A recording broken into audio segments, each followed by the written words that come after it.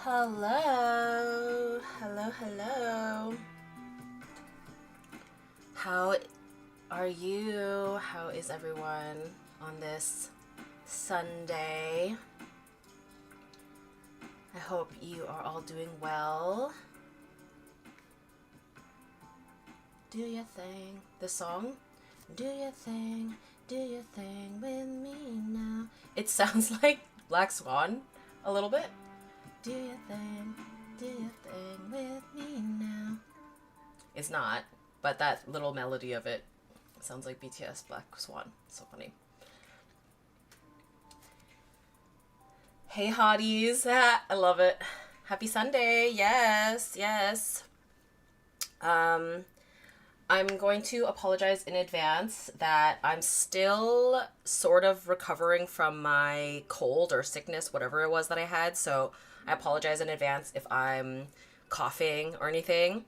I have some like candies and chocolates and water here with me, so hopefully that'll help. But yeah, I'm feeling mostly better, so yeah, just a little bit of a residue cough, I guess. I have one last page in my sketchbook, so I'm really excited to get into that. But before we do that, I want to do a little warm-up sketch because that just, helps set us up for success. And it's going to be an ATEEZ filled stream today, so bear with me because sometimes, the heart wants what it wants. So I'm going to be working on this little sketchbook page here that I already have a sketch on. This is my beautiful diva Seonghwa. And I'm going to do a sketch. I'm going to do a sketch of Yuno because it is his birthday. Birthday boy. So let me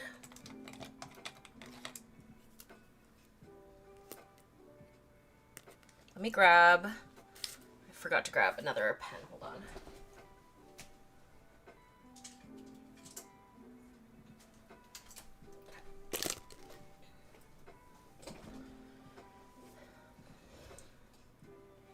But yeah, for the weather update for here in Toronto, it is very rainy and gloomy outside. So kind of a perfect day for me to stay in and hang out with you guys and just sketch. Sometimes, when the weather is like super nice, I get a little bit of FOMO and just being like, man, I should have planned to go outside today, but today is not that day. So it works out. Should I have the sketch? Maybe I should have the reference photo up for you guys. Hold on. Let me get that for you.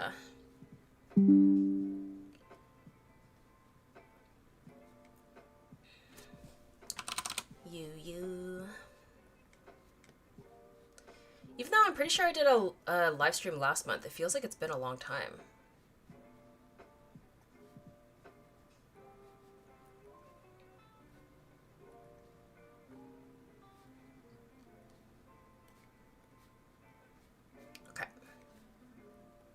The birthday boy. This is what we're gonna sketch. Oh my god, yes, my number 2 fave besides Seonghwa. Are we drawing any other ATEEZ members or just Mama Seonghwa?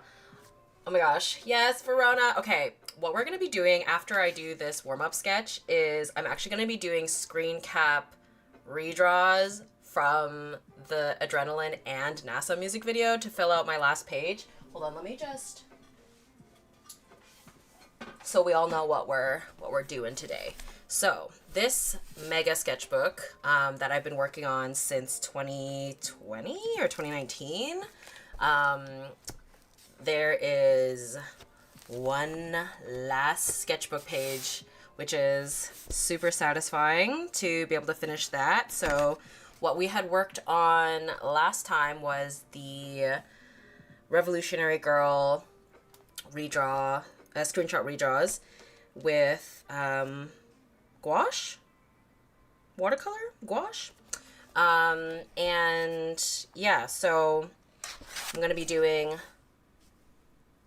ATEEZ music video screenshots because it's my sketchbook and I can do whatever I want.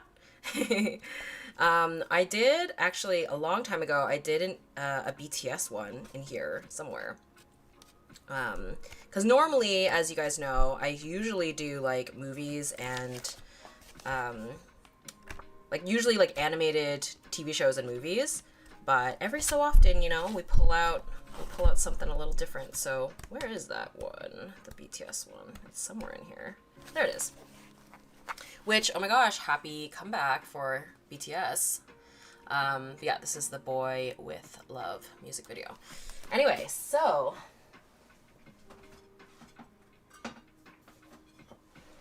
before we do that, let's do a little warm-up portrait sketch. How is everybody? How's your Sunday? Let's zoom in. Oops, nope, zoom in. There we go. Oh my gosh, nope. Zoom in, zoom in. Okay. Last live stream, I was a newly acquired 18E and was obsessed with Sun only. Now I have a ranking, LOL. It's not just Sun. My current ranking is number 1, Sun. Number 2, Sungwon. Number 3, Yosung. Number 4, you know. Incredible. Oh my gosh. Welcome, Verona. I'm very excited for your 18E journey. Love seeing more 18E. Because they are my number 1. They're the love of my life.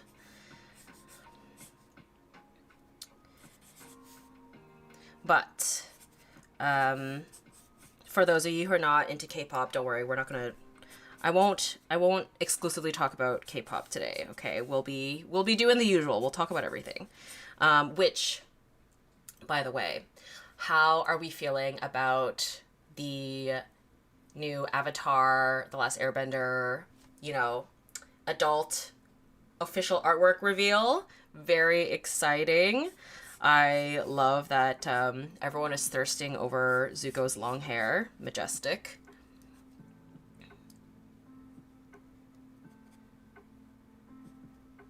I'm trying to, you know, temper my expectations, but I can't help but feel excited, you know? I love this series so much, so it's really, really exciting. It kind of makes me want to like revisit the series again before the new movie comes out. I live for Zuko, right? So good.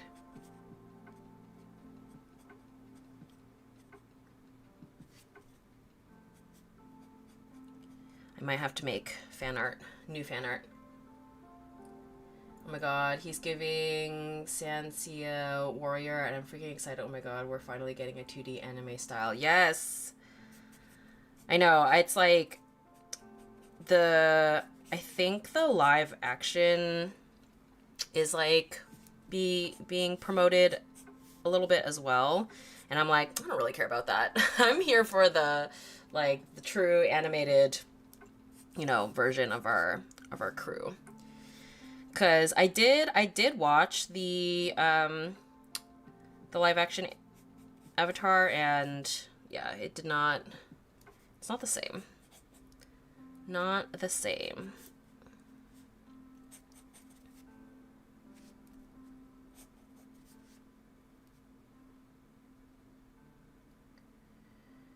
Oh, the sun's coming out a little bit, it seems. Still very like gray and gloomy out, but not as dark as it was earlier. Like when I was doing like a test of just like my setup today, I was like, half of me was like in darkness, and I was like, oh no. But now it's not too bad. I mean, I have like a studio light or like a, you know, lamp over here too, but you can actually see in my window here, there's like actual light coming in, which is nice. But what are we working on today, friends? Are y'all working on anything while I sketch today?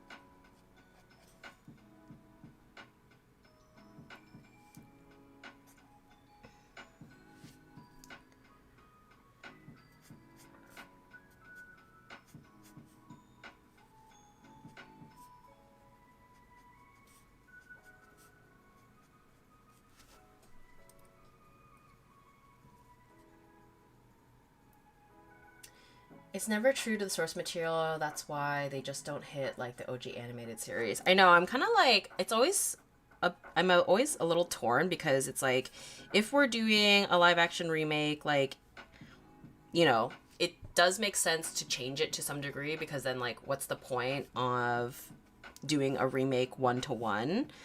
But then like a lot of the changes that they end up making, I don't really agree with, or it doesn't feel true to the source material. Like,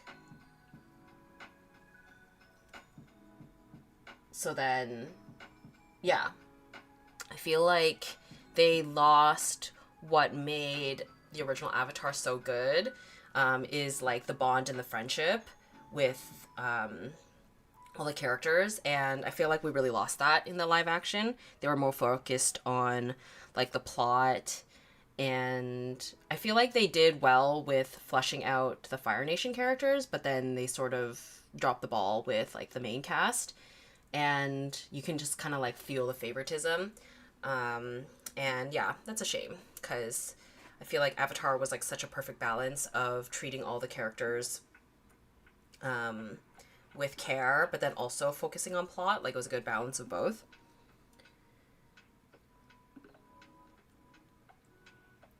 I'm working on commissions. Ooh, nice. Not gonna lie, the only thing I was excited about with the live action was Princess Yue. After that, I lost interest. Very sad we didn't get Headstrong Katara, and I watched the show and I was like, why is she so flat? They really dropped the ball with Katara. That was like really tragic. She's such a dynamic character, and she's so flat in the live action. Crocheting a cute little summer top. Ooh, very exciting. Oh, I'm so jealous of people who can crochet. I would be crocheting so many things. Printing out some stuff to collage. My sketchbook club is doing a tribute to female artists this month. Ooh, that's so cool. Oh my god, I love that. Also, the fact that you have a sketchbook club is adorable. I love that. What's some of the female artists that you guys are working on or like tributing to? Did y'all see Golden winning an Oscar? God, I was so happy for them and so mad how they cut off them off stage, and I'm so glad the crowd booed the Oscars for that. Ugh, give them 5 minutes, damn it. Yes, I am very, very excited and happy for the Demon Slayer love at the Oscars. I don't watch the Oscars, but I obviously, saw the clips and, saw the winners and stuff after the fact.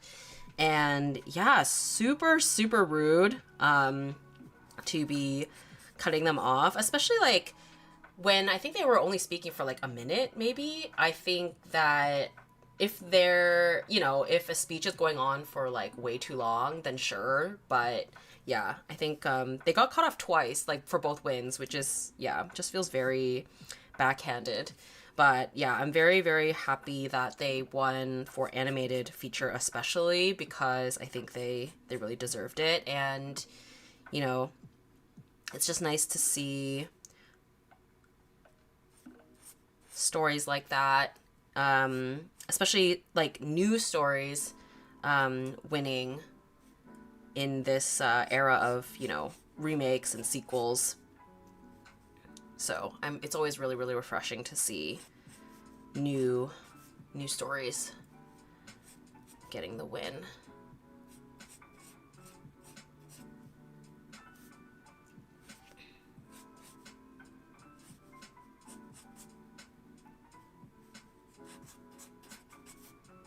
This marker is starting to die a little bit.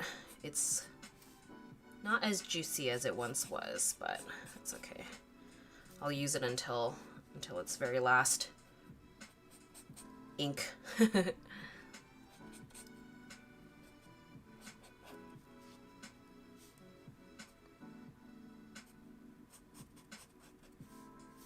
I've been slowly trying to get a handle on stylizing the ATEEZ members more and more, because currently whenever I draw them, I think it's, it leans a little bit more realistic, which is not a bad thing, but I think it would be really nice to be able to, get them in be able to capture their likeness, but be more stylized. That's definitely a skill.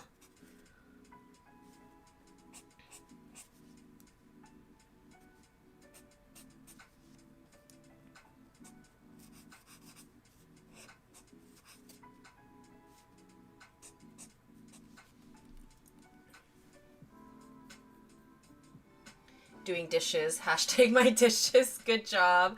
I hate doing dishes. Oh my gosh.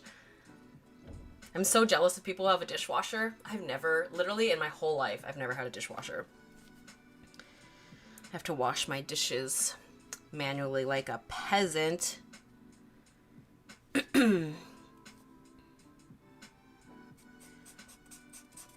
I will say though, something that I found low-key kind of life-changing is I now use rubber gloves when I wash my dishes, which was like sort of weird to get used to at first, but now I'm so glad I don't have to touch the soggy food remnants.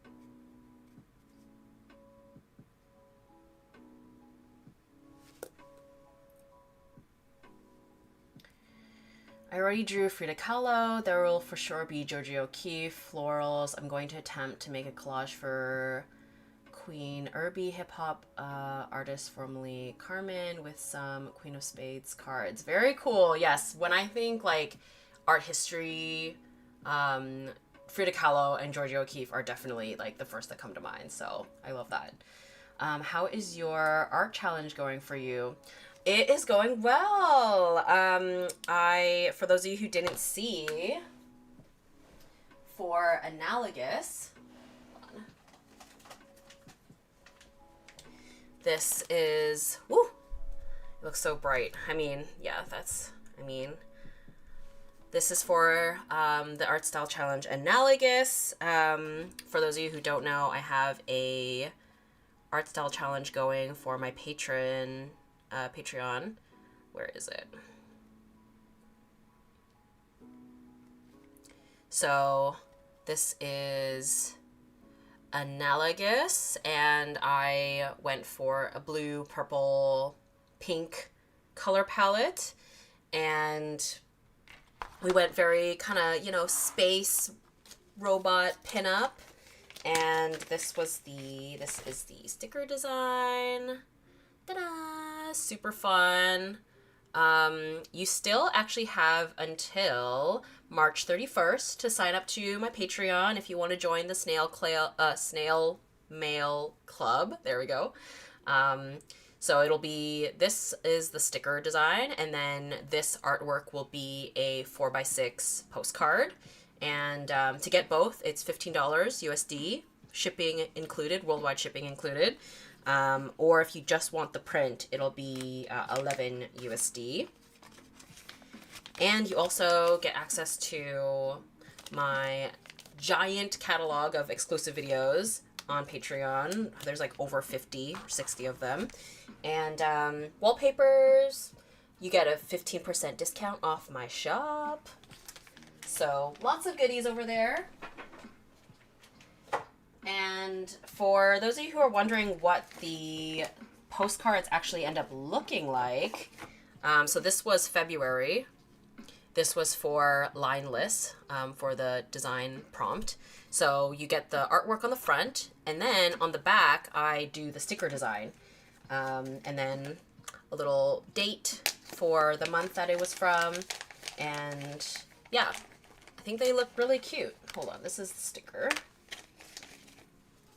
This was the sticker for her. Pop. Ta-da. The color palette is magical. Thank you. This illustration is gorgeous. A fave for sure. Yay. Thank you so much. Thanks, guys. How much is the shipping to Europe in particular? It is, it's included in the price. So no worries on having to worry about that with Patreon. It's all just included in the price, one flat fee. So it's for, especially for international, it ends up being probably like the cheapest option to be able to get some stuff from me.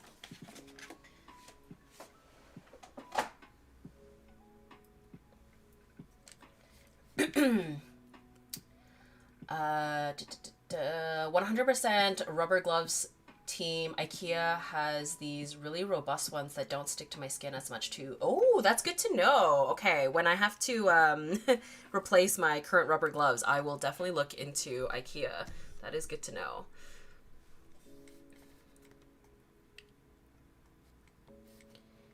I'm finishing up cooking my weekly meal prep, and I have a full sink waiting for me to wash. Oh, good for you for doing meal prep. I'm sure the, you know, future you in the week will be very, very happy about that.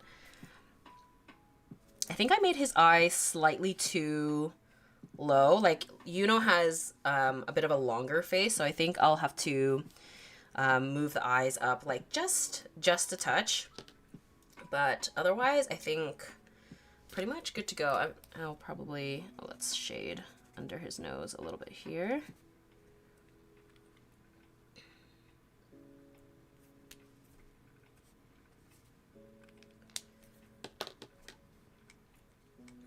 Oh my god, Eid was yesterday and I had to do dishes 3 times because the whole family came over. I had to take 2 naps in between all the preparation. Aw, oh my gosh.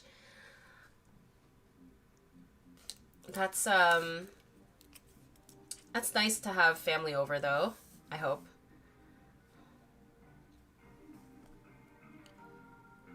Okay, I'm gonna use this blue ballpoint pen just cause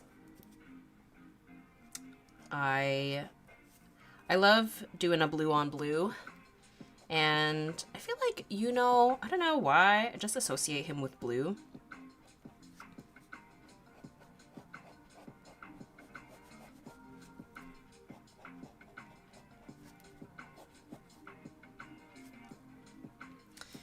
Okay, so let's, okay, I always do nose first.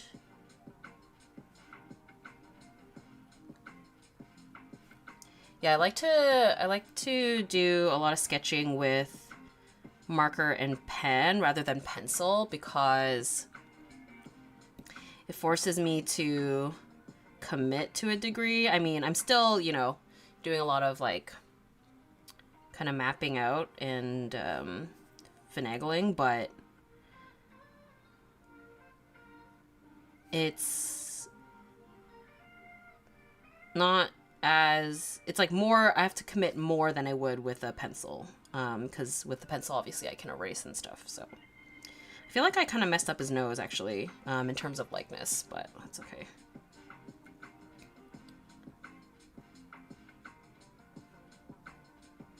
This is just meant to be a warm-up sketch, so I think I made his nose like too, I don't know, kind of messed it up there. It's okay.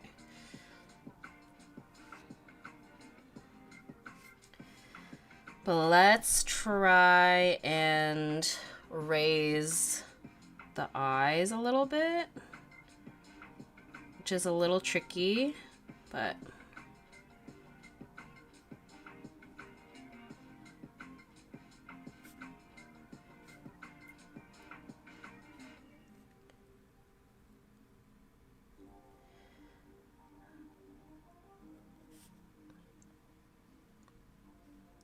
oh my gosh, something that I wanted to amend from something that I had said in a previous live stream was, I remembered a little while back I had listened to the new Lady Gaga album, Mayhem. I say new, but you know, it's not that new anymore. And at the time, I think I'd only listened to it like once through, and I was like, oh, I'm disappointed. I was hoping for something else. And then now I've listened to it like many times and I've totally changed my mind. I think the album's amazing. Particularly like the first half, I think. It kind of gets weaker in the second half, but there's so many bangers on that Mayhem album. So I just wanted to put it out there. I'm still a little monster. Yeah, I've been listening to that album a lot.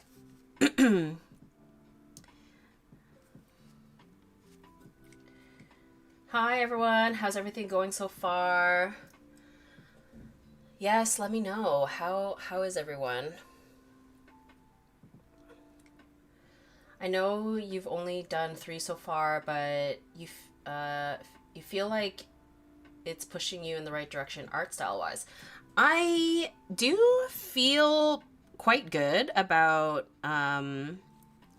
the pieces I've made so far, particularly the February and the March. So yeah, I'm still, you know, not 100% sure where it's taking me art style wise, but I feel really good about it. And it's really nice to be exploring different kind of themes, especially this month with like the robot kind of thing. It's not something that I feel like I've really quite done before. Obviously, I've painted, you know, female knights, which kind of have a similar aesthetic with like the shiny material, but going for something kind of that feels a little bit more sci-fi is fun to kind of dig into.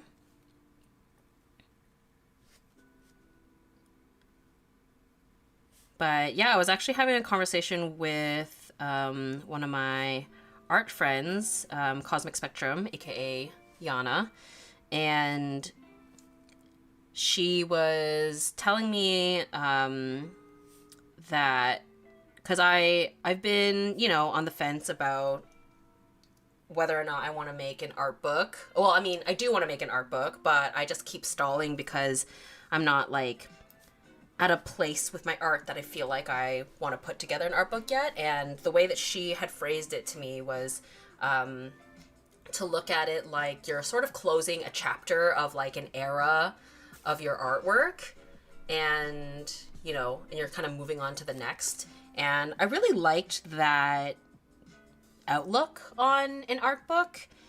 So, and for some reason, you know, hopefully I don't jinx it, there's something about the kind of artwork that I'm making this year that does feel like I'm sort of turning a leaf, or I'm feeling the transition.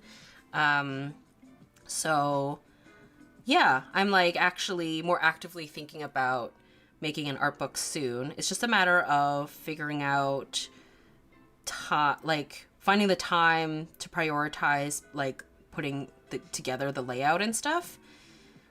Oh, this does not look like you know at all. What happened? Oh well. I think maybe the eyes are too far apart or something. That's okay. I feel like I got the mouth. I think the mouth is right. I think the eyes and the nose are not right, but you know what? It's okay. Yuno is not a member I draw quite as often, so I think I'm still sort of, you know, figuring it out. I draw Sunghwa a lot, so I feel like I've kind of got him down. But, you know, we're drawing the birthday boy. Yeah, I think the nose. I think it's the nose, actually. The nose I messed up. Do I have white out or something? Oh yeah, I have white, these like paint markers. Let's try to do that. I 100% will throw down pre-order money for an imawonder art book. Oh, thank you. I appreciate it. Yeah, it's something that people have been asking me about for, you know, many years. So I think it's time, you know. it's time to finally give the people what they want.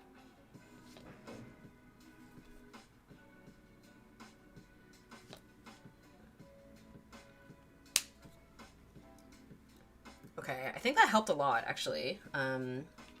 So it's so fascinating how like just these like tiny little changes make such a difference in getting a person's likeness. Let's add in the little gemstones in the center, or the corners of the eyes. I think maybe I also might have made his hair a bit slightly too voluminous as well. So we'll do that, fix that. And honestly, weirdly enough, I find like the hair sort of like when it covers the eyebrows a little bit, it makes a big difference too. So it's just all these like tiny little things.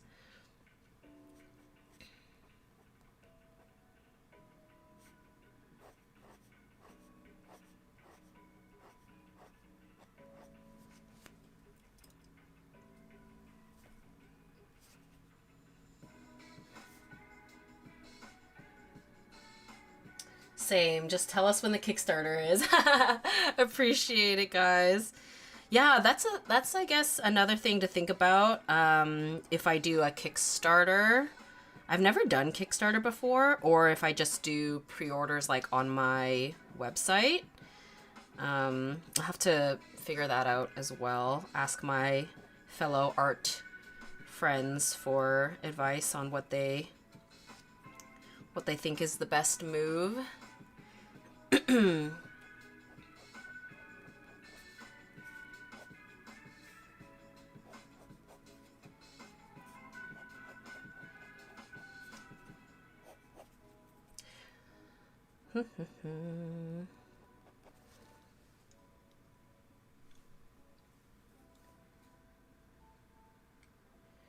It's definitely the eyes. He looks more boyish, cute in your drawing. Yeah, I think I made his eyes too big, too round, perhaps. See, that's a thing. It's so hard to stylize because, like, my version of stylizing characters or my style in general, my stylization of people is that the eyes are bigger.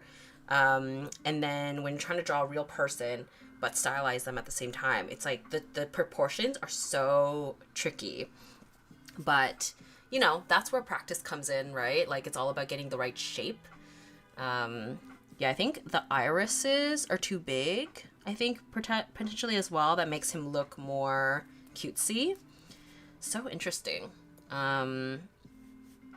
But yeah, that's where practice comes in. The more you draw somebody, the more you kind of start to figure out the shorthands and what stylization works.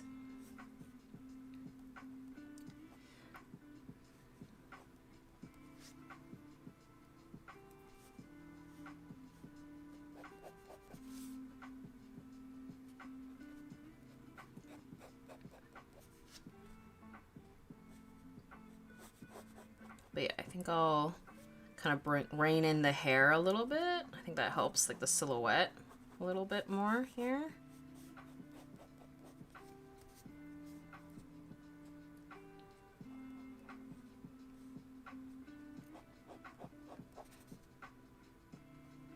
Oh, for those of you who don't know, I am going to be at C2E2 next weekend in Chicago. It's going to be my first time in Chicago, and I'm tabling with my friend Alicia, aka Tall and Quirky. So I'm excited to be able to see some of you guys in person, and it'll be my first convention of the year. So I have prepared a couple of new prints that are going to debut. I'm very excited about that. I haven't posted them anywhere yet. I've been teasing them, like the work in progress for them, but I finished 2 new fan art prints for it. And I think what I'm going to do, because I'm so excited about them, is I'm going to when I post them online, I'm going to do like a pre-order on my web shop as well, so that when I come back from the conventions, you guys can I can send them out. But I don't want to, like, the reason why I want to do a pre-order is because I'm going to be like busy at the conventions, because I have 2 back-to-back. I won't be able to ship them out right away. So yeah, because I'm going to be doing C2E2 in Chicago, and then I'll be doing Anime Ottawa the weekend after that. So busy.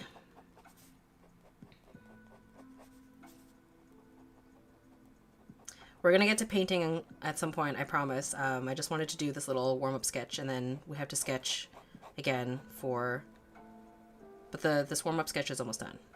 But hopefully in doing this warm-up sketch, the other sketches will be faster.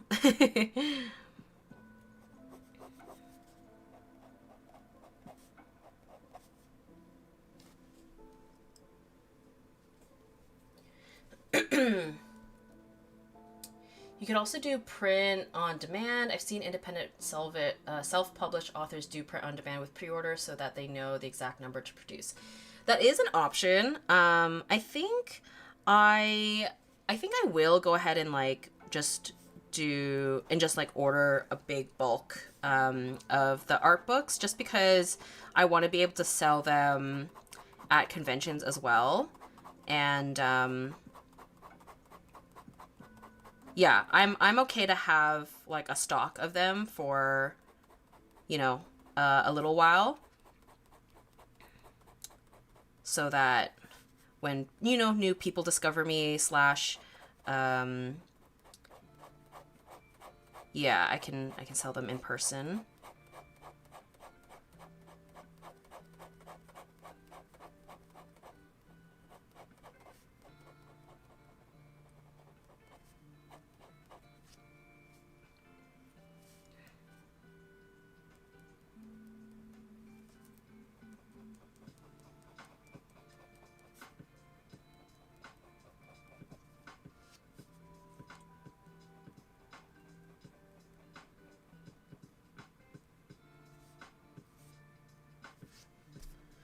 Okay, you know what? You turned out pretty cute. I think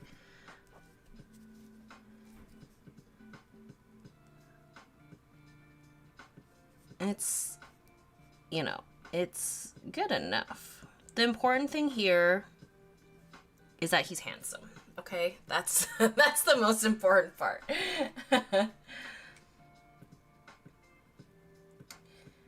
What are we watching on Patreon this month? Oh, yes. Oh, my gosh. Okay. I apologize. I have been wanting to watch the Summer Hikaru Died for this month. But because I got sick, it just sort of like didn't really give me an opportunity to watch / film my reaction to it.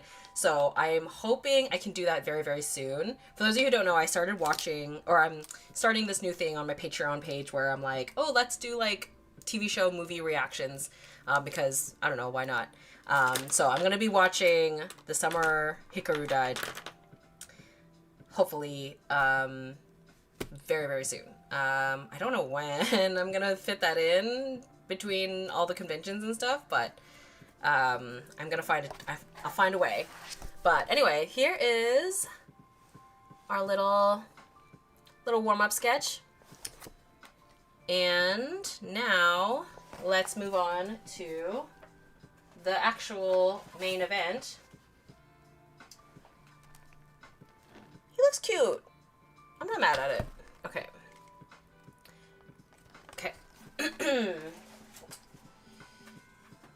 All right.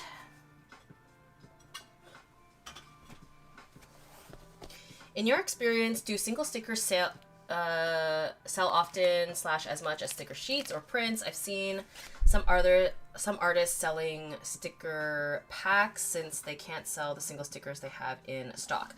Okay, so my thing with that is I actually don't sell single stickers at conventions anymore for the most part.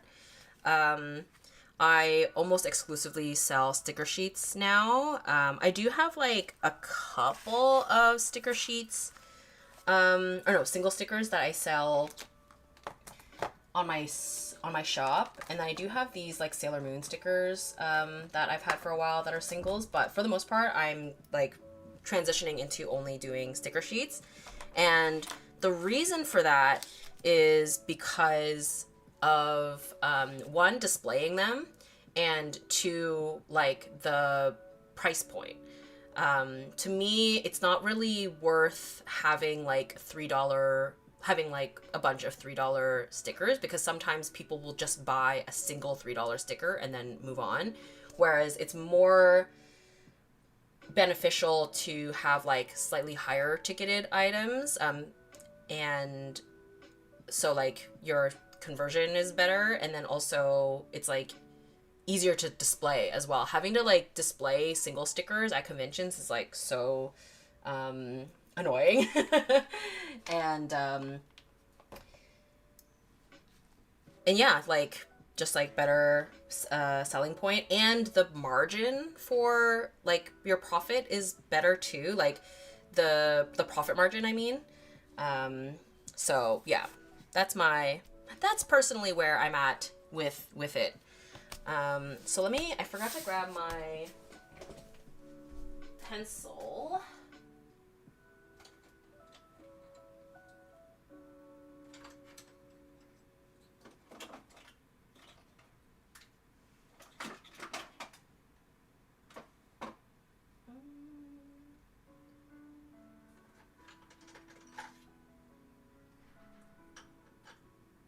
What the? Where's my... Oh, here.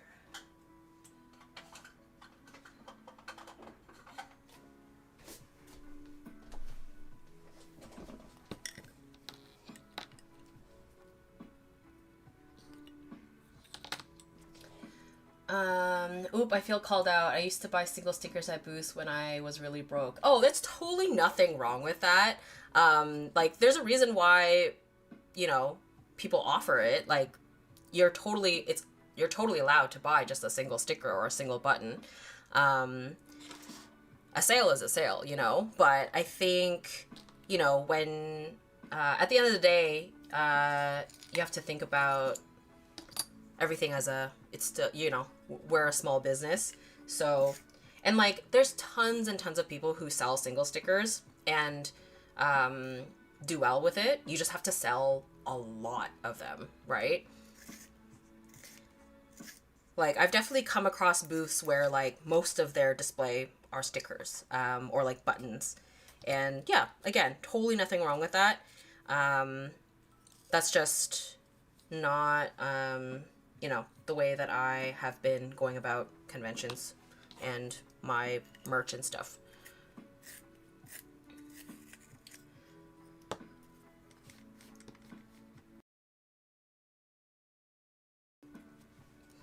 And yeah, like, I think it is nice to be able to support the artist in even just like that small little way. Like, even though it's a $3 sale, it's still a $3 sale. And, you know, you're still supporting the artist in the small way that you can. So, yeah, totally nothing wrong with that.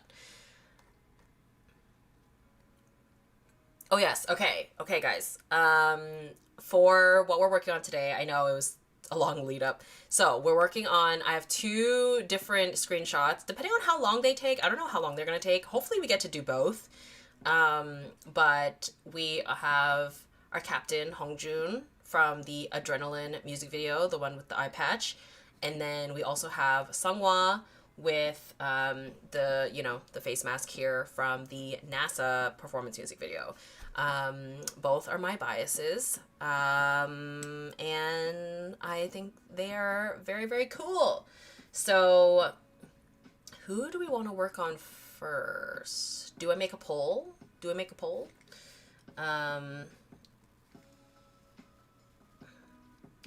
Or do I just pick one? Sunghwa? Okay.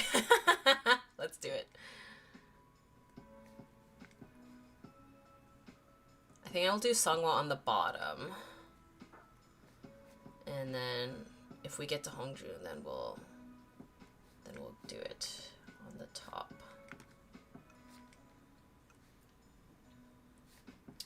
Are you doing any big international trips this year besides to Europe? Currently nothing solidified yet, but speaking of ATEEZ, my friend and I, we are hoping for ATEEZ to announce a Europe tour. And we were just like, once they announce a Europe tour, we're just gonna go. Like, we're gonna pick the day that in the country that makes the most sense for us, for our schedules. So that's kind of like the tentative, like one tentative kind of plan that I have. But it's, again, it's like totally up in the air,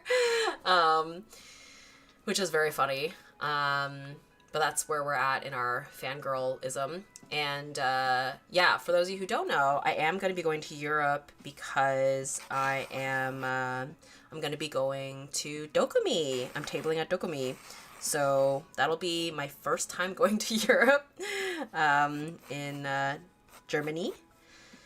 And yeah, I'm excited, nervous, but excited. Okay, how do I... Yeah, I think this will end up being a lot more cropped in than the actual screenshot here. I also feel the same because with sticker sheets, you get more value for the price. I feel like for me, $5 to $6 for 5 stickers on a sheet is better than a single sticker. Yeah, exactly. And I think it, like, for display wise, it looks a little nicer, and yeah, that's my preference. So, because yeah, that's the thing, when you do artist alleys, you really have to think about how it's going to look on the table. You have to think about how you're going to display it, the pricing. Yeah, there's a lot of factors. I guess, I don't know, I don't really need to draw the rest of his face because it's going to be covered up with this mask. So kind of just focusing in on the eyes here, which, this eye makeup, so good. I actually, I brought out, I have glitter gouache and I have silver paint so that we can go full chromey on this. It'll be really fun. Hey, first time actually catching a live. I love your channel. Oh my god, hello, welcome. Happy to have you. What is it like traveling with all your products and displays? Oh my gosh, it is so taxing. It's really not fun. You have to be really mindful of like how you pack everything so that everything is, one, fits into like a couple of suitcases, but also you know, secure enough that nothing's gonna get damaged or whatever. But then you also have to think about the weight. You know, you don't want it to be too heavy. Otherwise you have to pay extra. You also I have to carry everything on my person. And I do all these, you know, I do all these things by myself. Like sometimes I go with friends and like split hotels and stuff, but like, you know, I don't have a partner or a family member or whatever that's like helping me, you know? So it's, yeah, it is not easy.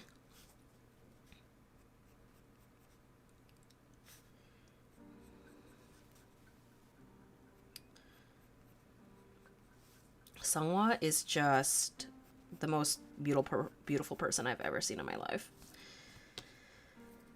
I want to be him, you know? You know how, like, you know, when people have, like, their celebrity faves, it's like, you want to date them or you whatever. Like, Sungwa, I want to be him.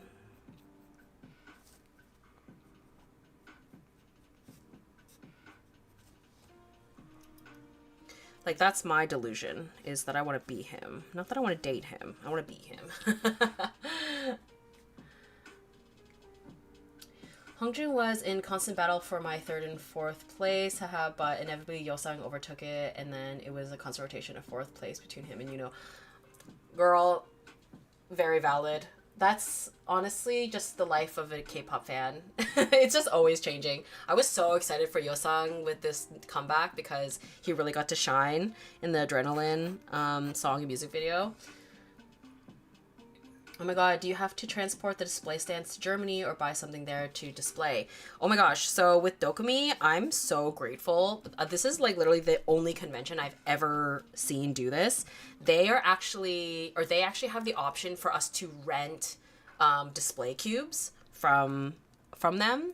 And so that is going to save my ass because I don't have to bring them myself. So yeah, I am extremely grateful for that. And I really wish that other conventions offered that. Yeah, it's gonna save me so much weight on my luggage.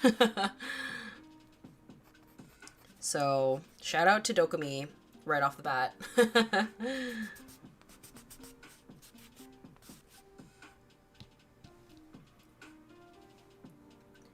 And then you have to pray the airline don't lose your suitcase. That happened to one creator and she had to wait 2 days for her suitcase to arrive. That's so stressful. Oh my gosh, yes. That is like the worst nightmare possible.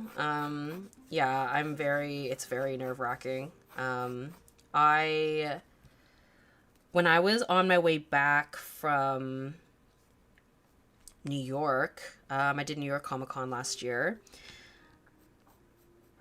I did have to wait a day for my luggage, and that was really lucky in the sense that it was on my way back, so I didn't need it, you know, immediately because I was just coming home. But if that had happened on the way to the convention, you know, you lose out on potential sales because you don't have your merchandise on you. Or, you know, you don't have your clothes or your toiletries or whatever it is. Like, oh my gosh, yeah. Like, I really, really commend people who do conventions full time because it is not for the weak.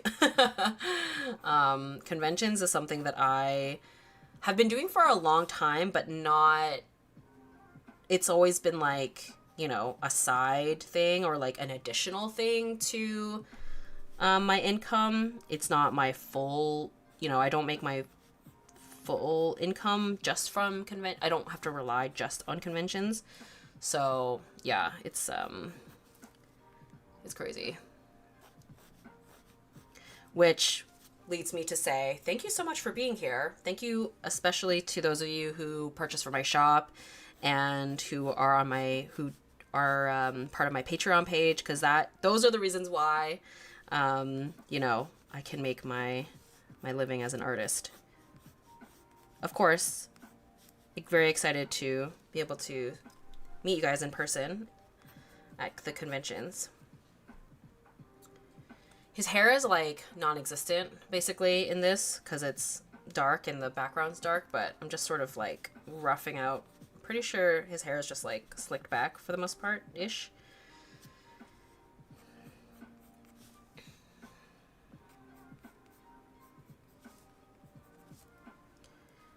And then, actually, you know what? Doing this one first kind of works out because I think it's kind of the easier one, I would say, of the two. Because I don't really have to worry about, you know, I'm only drawing like half of his face. Although, perhaps this mask will be hard to draw.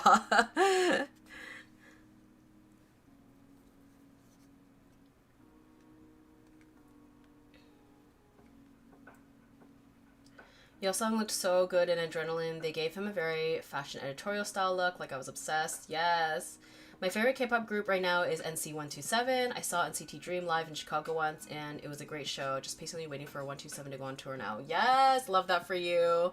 127, I think some of them are in the military, right? So, I don't know if, I guess they might still do tours and just, you know, not all the members.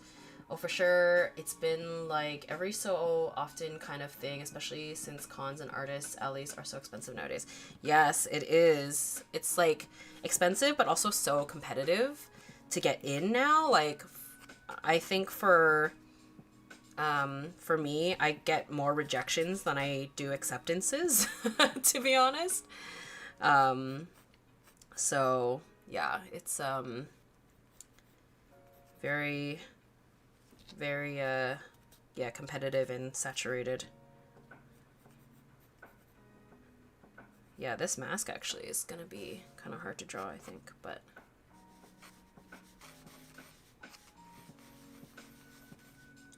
we're gonna do it. Okay, maybe I need to map out like the big shapes first and then worry about the details,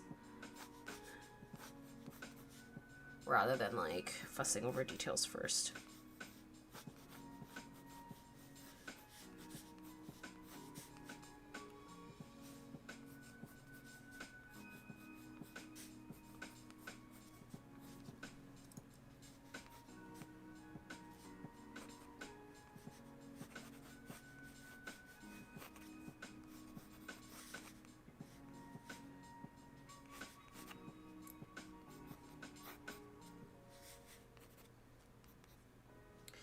I realize it's also not perfectly center either, which is a little bit unfortunate, but we've come too far. It's fine.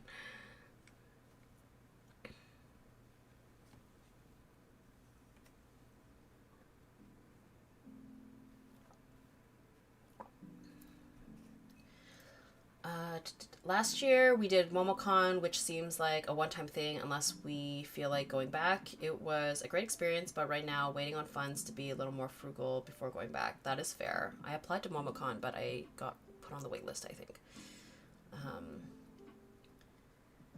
So much respect for every artist who do full-time convention events because that's so stressful and time-consuming and tough on the body. Yes, definitely. And having to fly or travel a lot, yeah. If you could have anyone's wardrobe, who would it be and why? Ooh, honestly, probably Songhwa, who I'm drawing right now. His fashion is so good. So, so good. And it's a little bit androgynous sometimes, which I love. Yeah, he's got a good wardrobe.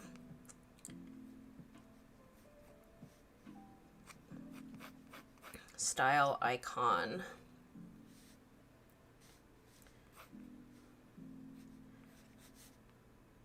I thought it was very cool that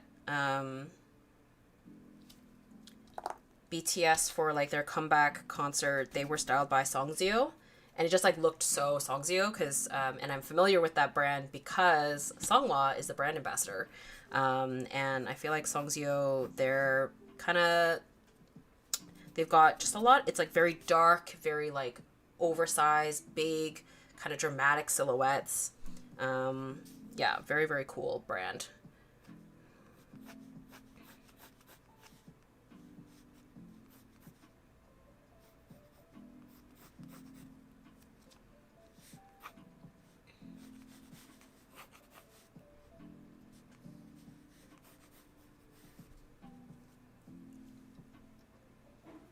I feel like me drawing this mask is like not very exciting, but bear with me, guys. I think it'll be really cool to paint.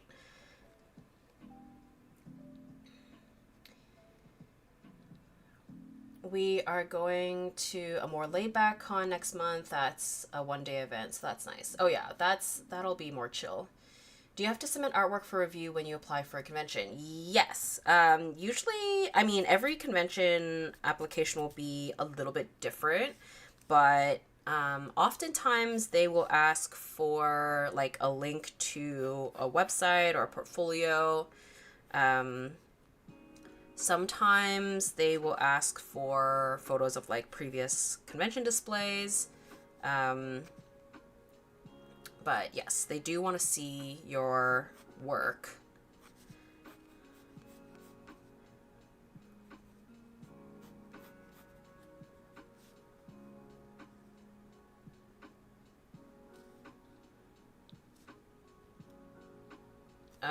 Oh, you know what? I'm not making these big enough, I think.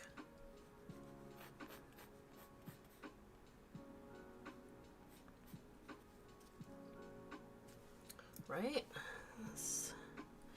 Yeah, so proportionally, it's like... Okay.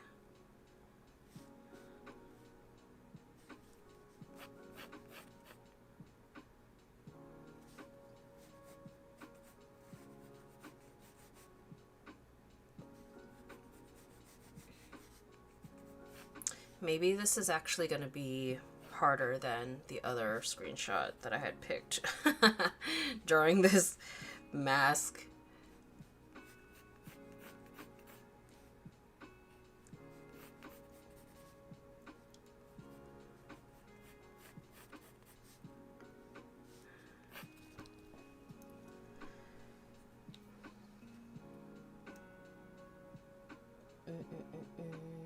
Don't feel bad for not getting into more cons. You have your online store, which will reach far more people in real life events. You're doing great as an artist. Thanks, Verona. I appreciate it. Yeah, honestly, like, not getting into every convention I apply for is for the best. Just because physically and timing and energy, like, I would not be able to handle all of them anyways. Because, yeah, flying and traveling, it's, like, so exhausting. So, like, having two back-to-back already, I'm like, what did I get myself into? So I fly back from Chicago on the Monday, and then I'm back. I have to get on the train on the Thursday to go to Ottawa, so it'll be tough. I'll be, like, home for, like, 3 days and then back out. I won't even... like, there's no point in doing like groceries at that point.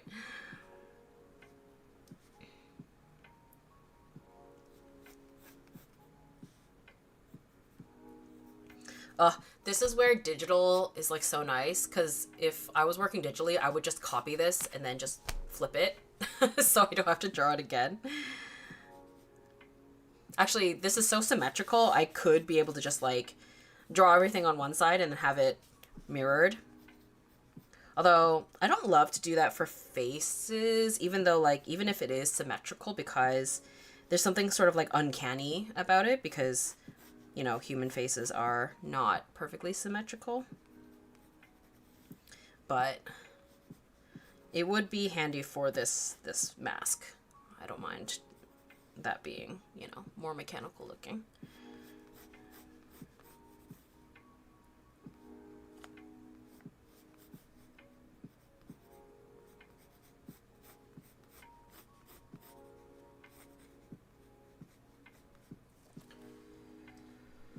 Do American cons allow booth rents, or is it only Dokumi? Dokumi is the only one I have ever seen that allows you to rent out displays. I have not seen that as an option at any other convention I've ever done. So shout out to Dokumi for having that as a thing, because very, very helpful.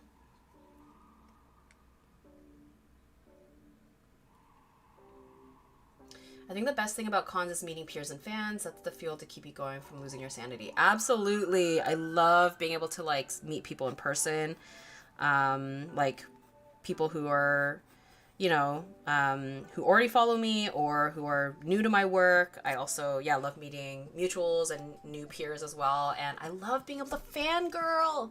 I mean, that's what's great about these live streams too, is that I get to fangirl with you guys. I love being able to fangirl. That's my favorite part. That is my favorite. I made this one slightly too far than this one. Ugh. Dang. It is what it is. It's too late. It's too late. We're just gonna leave it.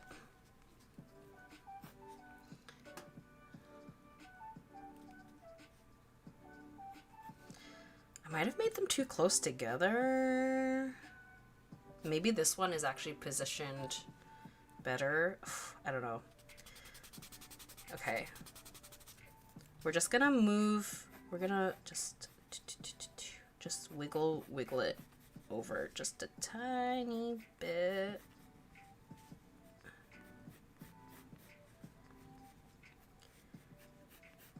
One of these days I'll sketch in advance, but today was not that day.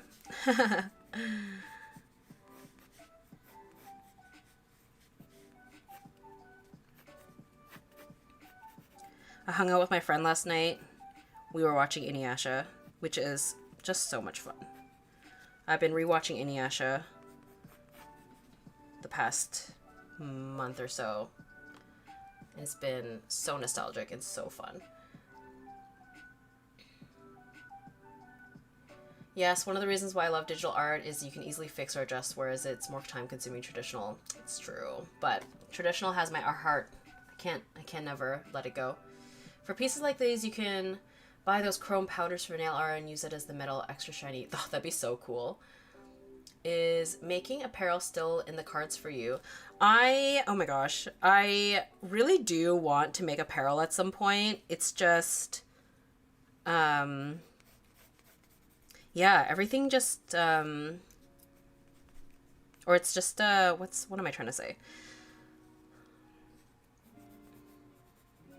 It's hard to find time to... Hard to juggle all the different things to prioritize. It's like, do I prioritize making a new YouTube video? I gotta prioritize making Patreon stuff, and then, you know, like new prints for conventions. But apparel is still on the mind for sure.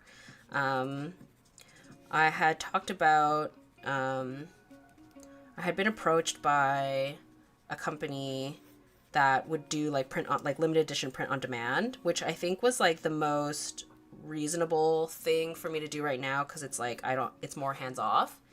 And then like I had like done a design for them, sort of like in a rush. And then they like sent me a sample of it, and like it wasn't really their fault in terms of like I wasn't happy with this t-shirt because I think I just like ultimately realized I didn't love the design that I had made for them. And so I feel bad because I was like, oh, I'm sorry, like I don't love this shirt. Can we like put a cork in it and come back to it later kind of thing? Because yeah, I just want to like make sure that I really, really love the design that I make. And I think designing a t-shirt design is, you know, it's a lot different than the type of work that I typically make for my illustrations. So it's just a matter of like figuring out what design I want to do and when to do it and all that. But it is still hopefully, you know, something I get around to. Okay. I think I'm not going to worry about like all the tiny fiddly details because I think, you know, we're going to end up covering that anyway when we start painting and stuff. And if anything, you know, maybe I go for not something super detailed. Maybe I go for something a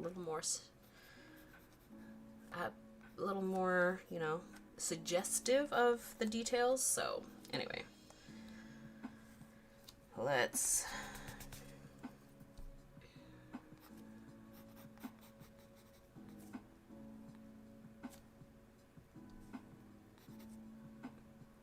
and then I guess there is like stuff in the background, but whatever.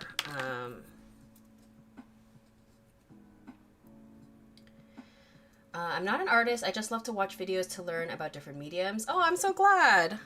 You've come to the right place because I definitely, I do work with a lot of different mediums.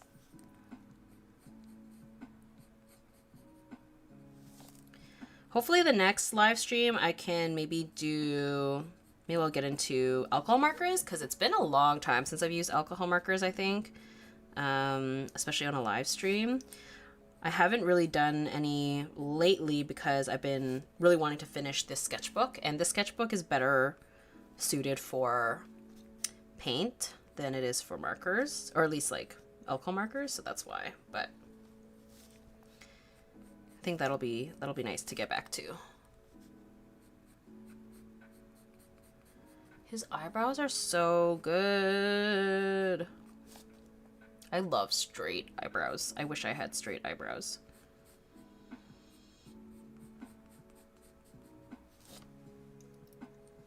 Okay. Okay, finally, let's paint. Let's paint. Okay, move this out of the way.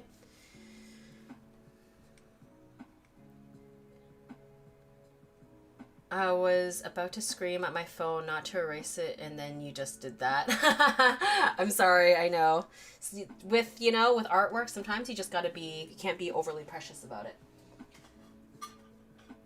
Okay, let's do it. Okay, so I think what I'm going to do is I'm going to paint with gouache, and then we might dig into some paint markers as well, potentially, question mark. We'll see, but got my water here, and then I'm always like running out of space on my desk when I do these live streams, but okay. Yes, I think that's good.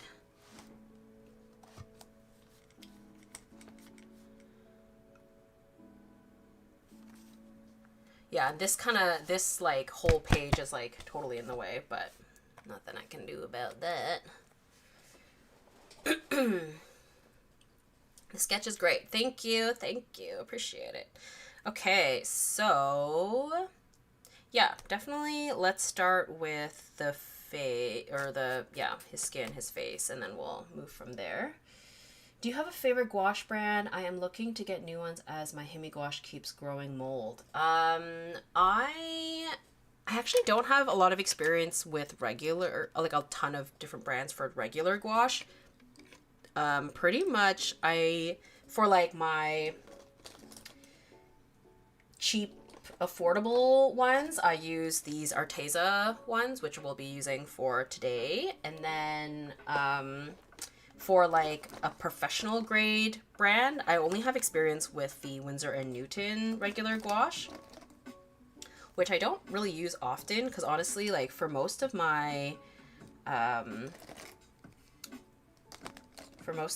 like finished illustrations when I do gouache, I usually use acrylic gouache actually. So, but I've heard really good things about, what's it called?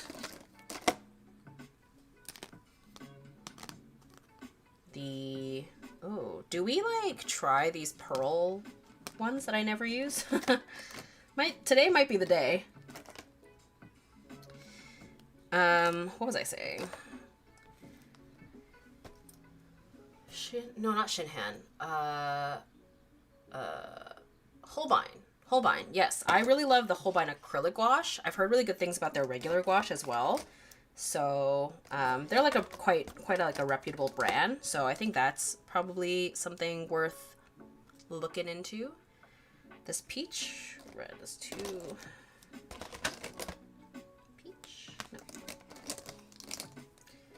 Just pulling out a bunch of colors here that I think I will use.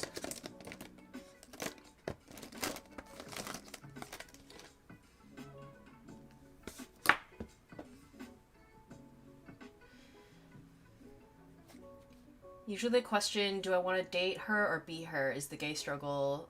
Tina just added a whole new gender queer dimension to that. Oh my god. Oh yes, that was, in reference to me saying I wanted to be Seonghwa. Yes, it's true. The gender envy is real. Okay. Is the application process hard or an unreasonable time consuming?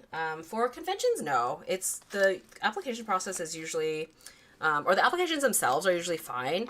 I think the unreasonable thing is where some conventions, they are like first come, first serve, which I think is just like, yeah, I think that's unreasonable.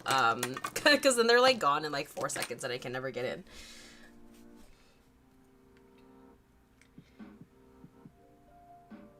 That's understandable. If you're making something, you want it to be the best it can be. I know, exactly. And it's like, it's so much pressure. But, you know, sometimes you kind of have to let go of the perfect and just like be like, okay, this is what it is. But with a t-shirt design, especially my first t-shirt design, there's a lot of pressure because I want it to be good. So, yeah. But I do want it to be like a little edgy. I think that's kind of where I'm leaning though. Okay.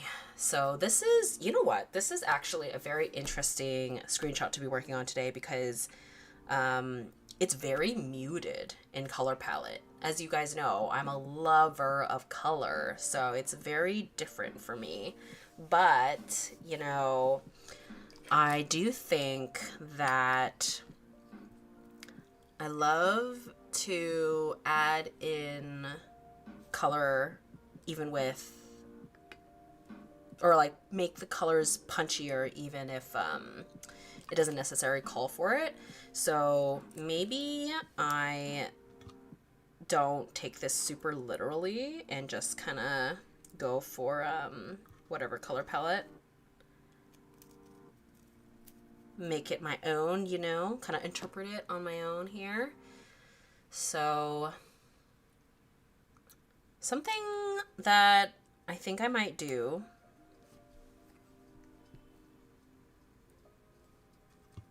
because I don't know why I feel really nervous about this.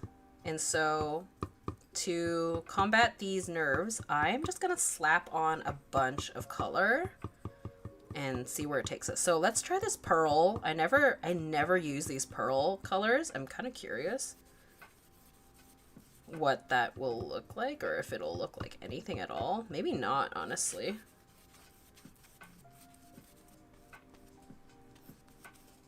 Oh, okay, yeah, I kind of see it.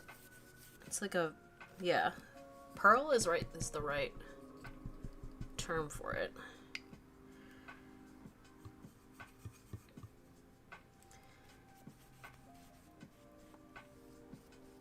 Yeah, you know what? We're just gonna slap a bunch of color on.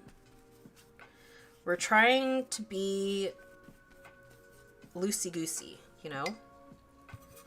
I'm never loosey-goosey.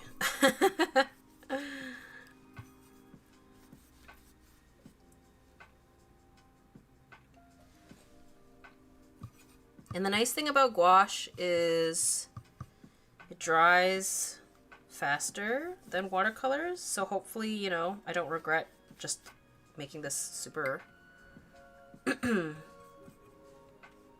wet and not being able to work on it.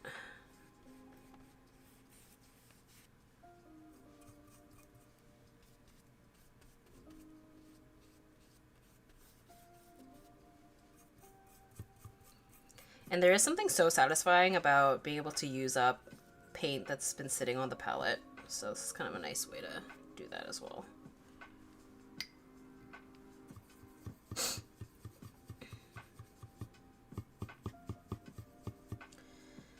But yes, oh yeah, so my friend and I, well, I've been rewatching Inuyasha, while I, like, work on stuff. I have been putting it in on, I've been watching the dub, just, like, playing in the background while I paint and get work done and stuff, because my attention span is so bad, so I always need something playing in the background, and, I've been having an absolute blast, and I was talking to my friend about it, and she was just like, oh my god, you know, feeling really nostalgic about Inuyasha as well, and when we hang out, we like to watch something together and, you know, just, like, have some ciders and, you know, chat and whatever. And I was like, you know what? Do you want to just, like, pick up where I left off? And she's like, hell yeah, let's do it. Because she's already seen Inuyasha. So, yeah, it's been really, really fun. The show is so funny. It, like, makes me laugh out loud so often. Like, Inuyasha is such an ass, but, like, he's a good person at the same time. And, like, I just find that hilarious. Like, just a really funny dynamic in his character. It's your sketchbook. Do what you want. Remember, you have free will. Yes, exactly. Thank you, Laura. And I think I need to embrace that mentality with my sketchbook more. This sketchbook especially, I think I tend to be a little bit obsessive about every page looking, you know, Instagrammable. And it's hard to let that go, but your sketchbook is meant to be a place to play and explore. So, you know, I'm trying to embrace that a little more. But yeah, this pearl is very interesting. I don't know if the camera is quite picking it up, but it is very interesting indeed.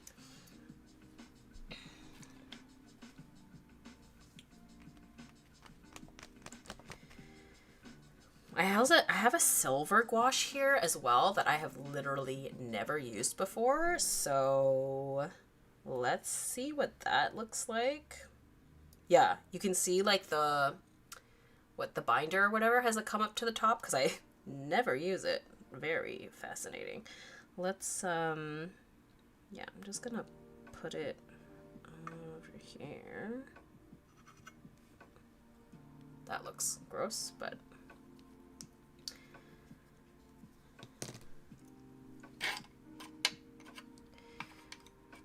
let's see. Whoa. You can't really... oh, here.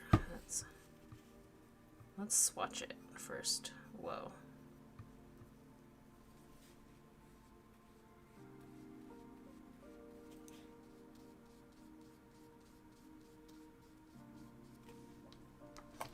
Okay. Okay. A little shiny, shiny. All right. Where's... okay, I have this.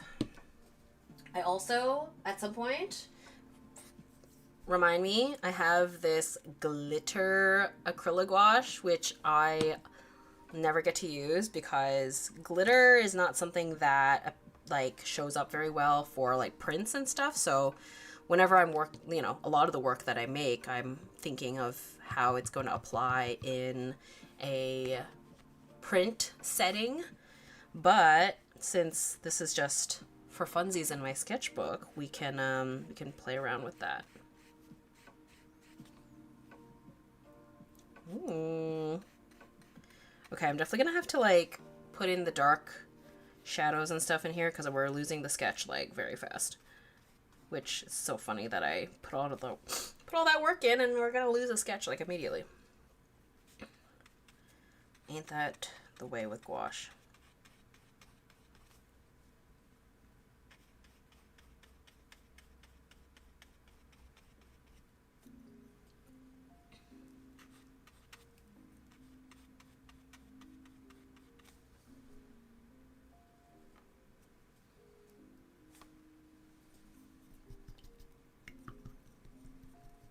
What's a show that you wish you could watch for the first time again? I was hanging out with my friends a couple weekends ago, and I was talking about how I was really excited about the, Avatar: The Last Airbender movie. And my one friend was like, yeah, like, I watched it for the first time during COVID. And I was like, oh my God, like, that's so crazy. And then my other friend, she said she had never seen it before. And I was like, and we're both like, you have to watch it, especially leading up to the new movie. And I was just like, dang, to be able to watch Avatar: The Last Airbender for the first time again would be so magical. And it's good to know that it holds up to watch for the first time as an adult as well, because I watched it when it was airing on TV. Like way back in the early 2000s when I was in high school. But yeah, my friend had watched it, for the first time as an adult, and she was like, yeah, it's great. So good to know that, I don't have any, not that I really doubted it, but good to know I didn't have any like nostalgia lenses on for it. Oh, this is Pearl Noir. What the heck? This is another pearl color, but like dark. That is actually perfect for this mask. I'll be able to do like actual values, but have them both be a pearly metallic material. Sorry if you heard my burp a little there. What? Because that's the thing about using metallic sometimes is like you only have the one value. So then it's like cool because it has that like effect, but then you don't get dimension necessarily in the piece. Although I'm curious to see if this actually, oh yeah, it is darker. Okay, sweet. Let's see. Okay. I'm discovering I've had these paints for so many years, and I always just like ignored the pearl colors. Like I would just see pearl on the label and then just like ignore it, but they are actually kind of cool.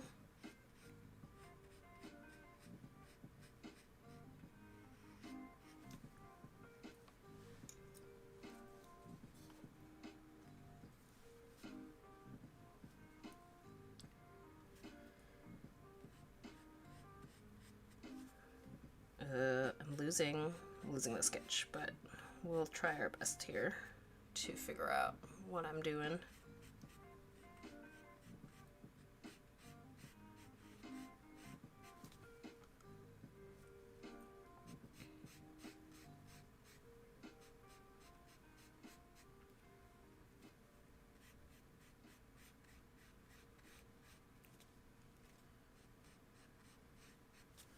I have a weird feeling this is going to take longer than I expect it to. Now that I'm like getting into it. So who knows if we'll get around to the second one. Avatar: The Last Airbender and Nana, there are very few shows that I can say helped me a lot through adulthood like those did, if I'm honest. Those are both great choices. Very, very different series, but yeah, I agree with you. Nana is also amazing. I've talked about this before. Nana is one that I had only read the manga in high school, so I've actually never watched the anime before. But that was a very influential series for me, for sure. And I think when people, because Nana sort of has got his sort of gotten popular lately. I think particularly for the fashion, but, you know, people are discovering it and watching it for the first time now. And I think that it catches people off guard because it's not, you know, it's not a shoujo necessarily, in like the traditional sense. And it's definitely got like a, you know, kind of maturity to it. And the characters are all very flawed, but that makes them very real.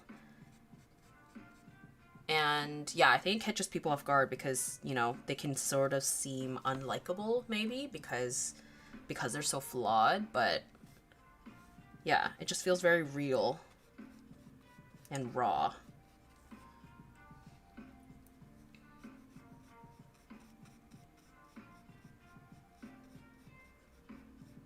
But can definitely be frustrating because they're some of the decisions that they make or the behavior that they exhibit towards each other is like, oh my god, you're being so toxic.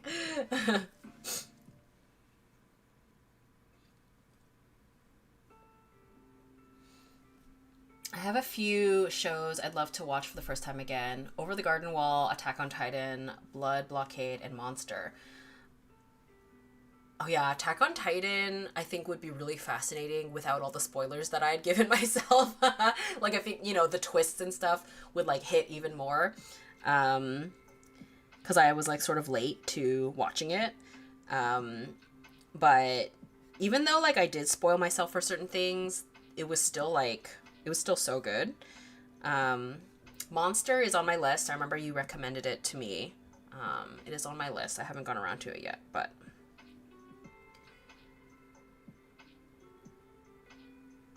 I'm in the wish I could experience this for the first time again mode, but for a few manhwa mangas. Oh my god, when it's a fast-paced, angsty, and compelling story, it feels like heartbreak when it ends. Yes, absolutely. It's, that's what's, like, so sad about binging things, because it's, it just feels like it's over too soon. My friend, she had texted me. She was like, oh, I'm finally watching Heated Rivalry. And then she was like, oh my god, I didn't realize I loved... Or she was like, I didn't realize that I liked, you know, gay spice, but apparently I do. And I was like, yes, one of us. One of us. And then, like, late that evening, she was like, oh, I finished all 6 episodes in one sitting. Whereas, like, I got to watch... Heated Rivalry like as it was airing, so you know, like week to week, which was like agonizing to wait for each episode, but also, you know, so fun because you got to like join in on the discourse online and you get to like sit with each episode and ruminate on it.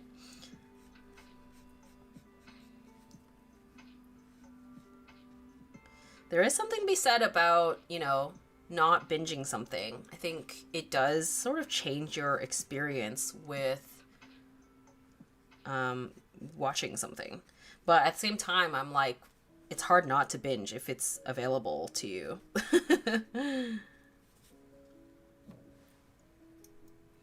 Especially when it's a short story. What do you mean it's over after 10 chapters? Give me more. I know, right? That's how I feel about... I kind of feel that way about the new Jujutsu Kaisen. I mean, well, just Jujutsu Kaisen in general. I feel like the pacing is so fast. And I just wish we got to spend more time with all of these characters.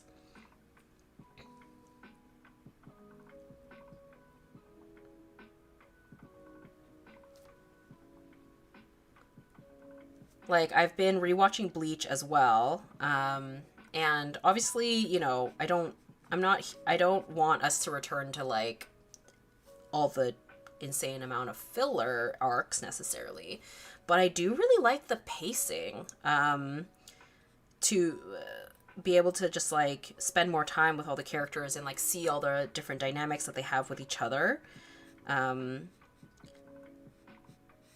Older anime is guilty of one too many flashbacks sometimes, though. But overall, I do really like the pacing. Whereas, yeah, I think now we're just, like, zooming through a little bit too quickly. I need a happy balance.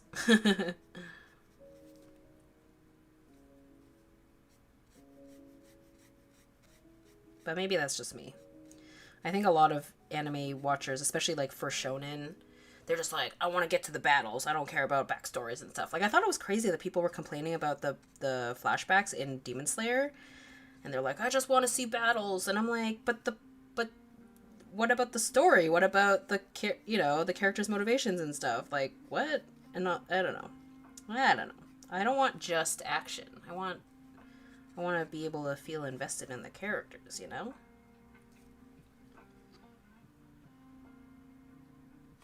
That's where Apothecary's Diaries comes to console us. Like, don't worry, fam. I'm here to stay for the next 10 years. We'll be getting 10 seasons.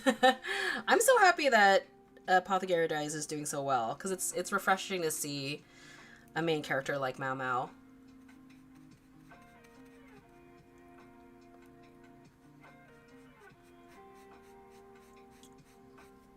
I'm painting very slow today. Sorry, guys.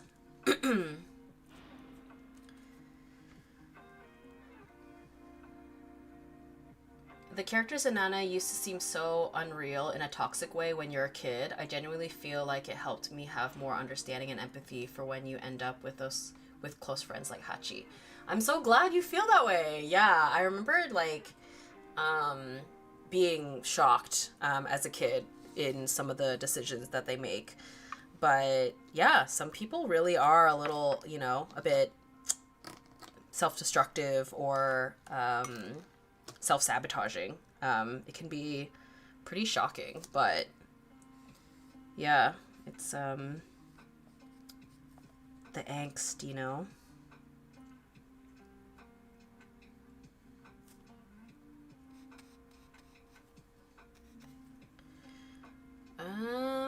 Yeah, I'm like, what is going on with this mask exactly? I'm wearing my TXT shirt today. I just realized I'm in a very super K-pop mode today.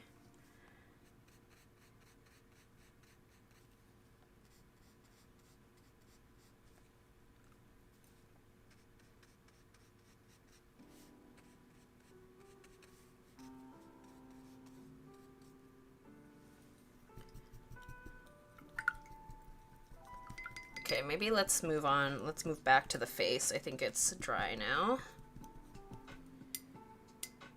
Whoa. The pearl? Look at the pearl in the water. That is so cool. Whoa.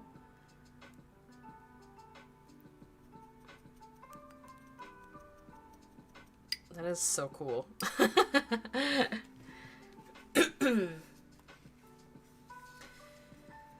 The flashbacks are the best. Those people are basically just kids with zero attention span. Yes, I agree.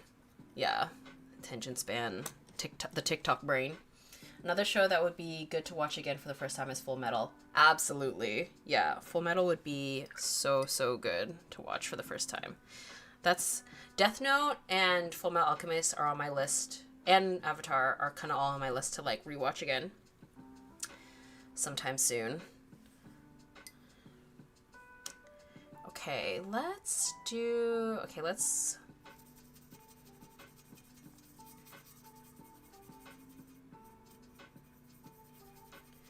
He's got the blue colored contacts in.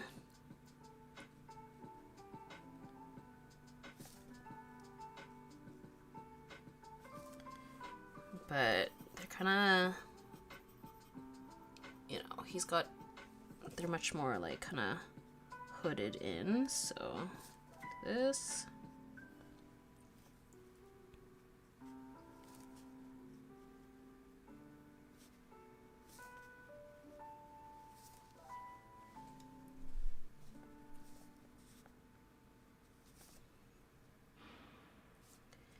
And then let's shade.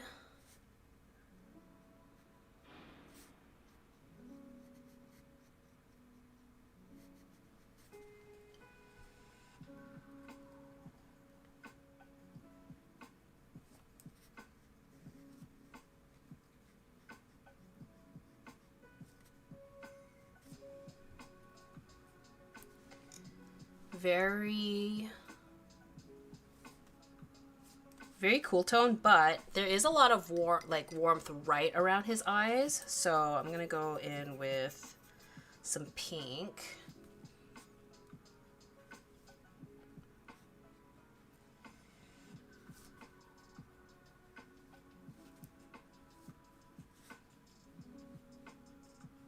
Oh my gosh, something that I've been really wanting, but I'm holding out for now, is like a lilac, like really, really cool tone blush.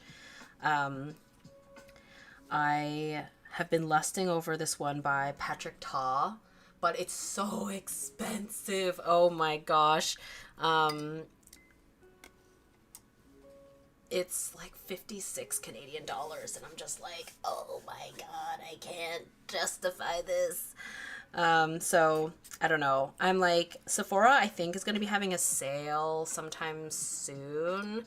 So I'm like, maybe that'll be like, you know, my one little splurge of makeup for the next little while. Or maybe I can find like an Asian beauty brand that has a dupe for something similar. There's I forget the brand right now. Lily by Red, I think it's called. They have like a lilac-y blush that I'm like, maybe I get that instead, because it's like $13 on YesStyle, which is like a huge difference. So yeah, because I'm just like, $56? That is crazy. It feels like daylight robbery, you know?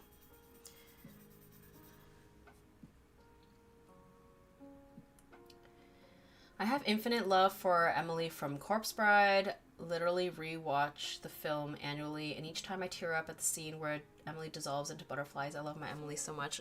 Me too. Oh my gosh. I mean, I don't rewatch Corpse Bride every year, but I think her story is like, it is sad. It's so heartbreaking, but it's beautiful.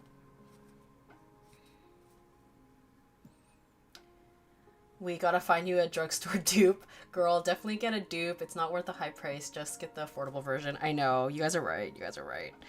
Yeah, you are right. You're right. You're right.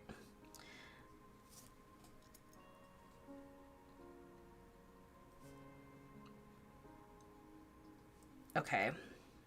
Perhaps a treat to myself after the conventions. I will get the YesStyle dupe.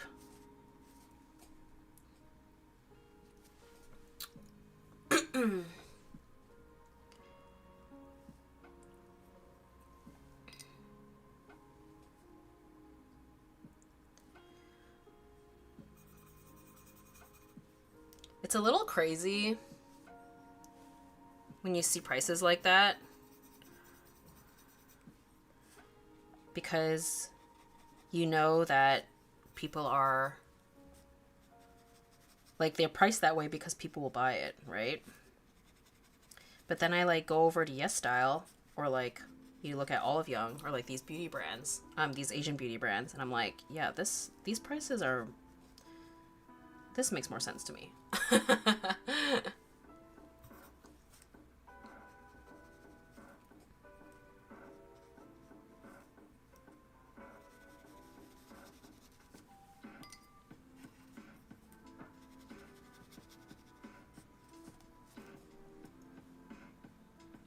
It's kind of giving Dune without the hair, right?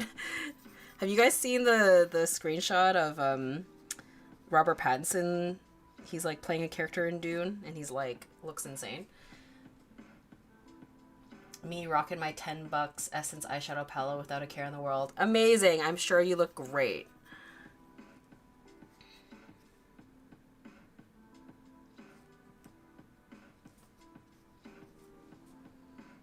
I mean, I don't anymore just because of like shipping and stuff, but before all the tariff stuff, I used to buy a lot of my makeup from ColourPop, which I loved because it was like affordable, but the the quality was always so good. So for those of you who are in the US, I highly recommend ColourPop.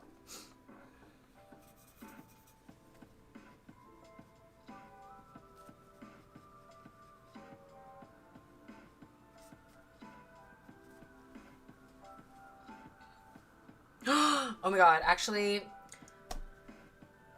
how are we feeling about the whole Timothée Chalamet ballet opera comment? Oh my god. I love that he didn't win the Oscar after that. I still really need to watch Sinners, but I'm really glad that Michael B. Jordan ended up winning the Oscar. Michael B. Jordan is a really interesting actor in my world because when I really think about it, I don't think I've actually ever seen him anything, but I'm just sort of like a fan of him anyways because he's always talking about anime. So I'm just like, I have no choice but to stan. But I really do want to watch Sinners. It's like on my list to watch because I've heard it's amazing and it's got vampires in it. So I'm like, yeah, sign me up. Oh my god, and the collabs they did were incredible. All the eyeshadow palettes were so unique. Yes, I love when they do collabs. With color, going back to ColourPop. I actually, one of my favorite eyeliners that I have is, it was actually a Legend of Korra collab with ColourPop, and it's this maroon, like dark maroon liquid eyeliner. It was like to represent Asami. And then it had like a light blue one that came with it to represent Korra. I don't use the light blue one as often, but that maroon one, I love it. And I'm like sad for when it runs out because it was like a limited edition product.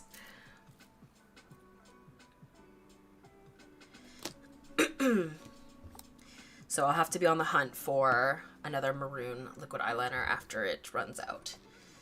What's everyone's favorite cheap makeup brand? Yes. Yeah, so for me, definitely ColourPop. I also have a number of like NYX products, I think, as well. Oh, hydration reminder, friends. I don't think I've had much water, I realize.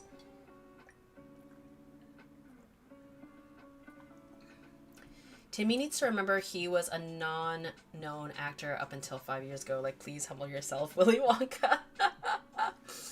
Yeah. The fame has really gotten to him, I think, for sure.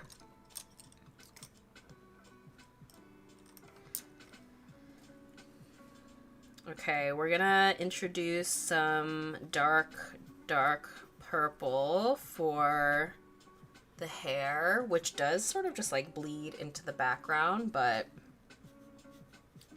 ooh, whoa, okay.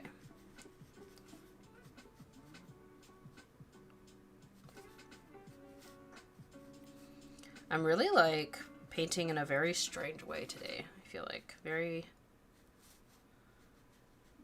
not my usual, or maybe just because I plopped down all this color first, but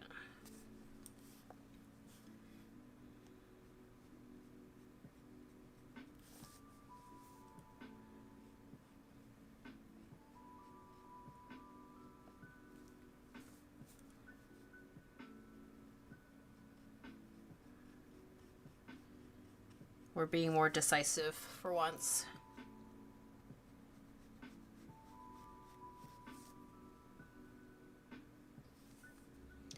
Damn, this is like a perfect hairline. He's perfect. How dare he?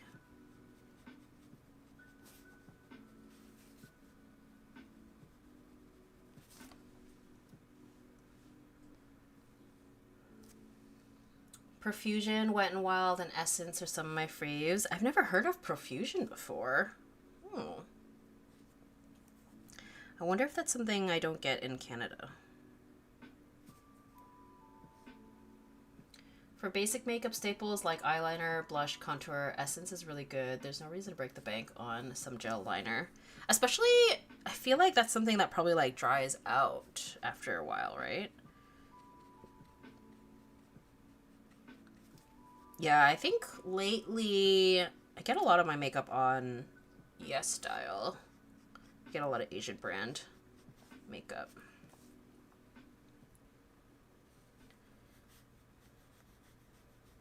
And I guess also I bought a lot of makeup when I was in Korea and when I was in Japan too.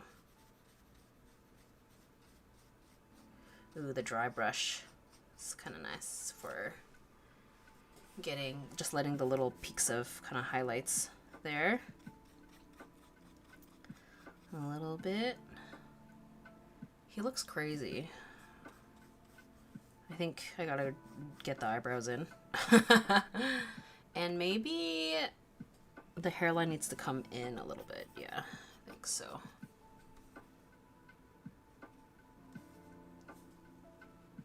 I think, yeah, a little bit on the sides here.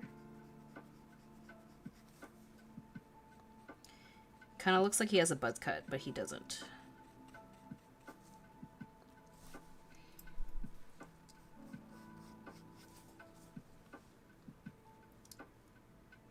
Yes. This.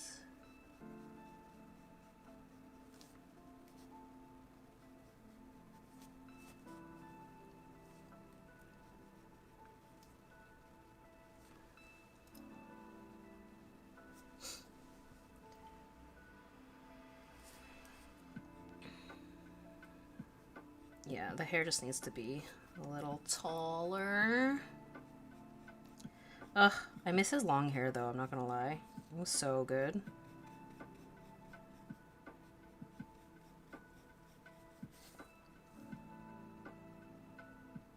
Oh, and my friend and I were watching Inuyasha last night. I realized that I was like, low key, I have Kikyo's haircut. Because I have like the Hime bangs here and then like the straight blunt haircut along my bangs, and then I have long, just like long hair. So I have the Kikyo haircut by accident.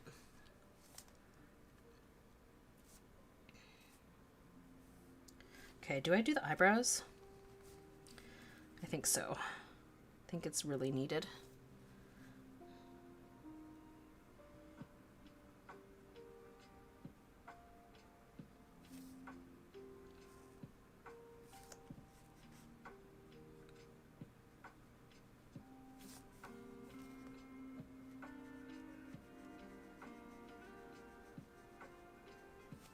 Maybe I should have used a thinner paintbrush, but so that we could actually like see the hairs, but oh well.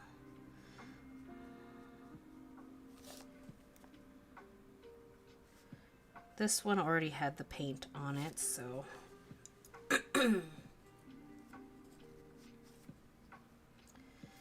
and then the background, honestly, just sort of blends in, so let's just go for it.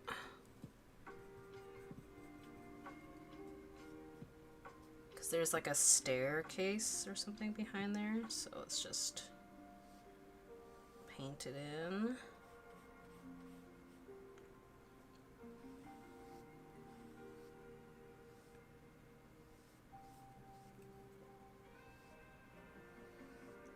This may or may not end up being like super ugly, and you know what?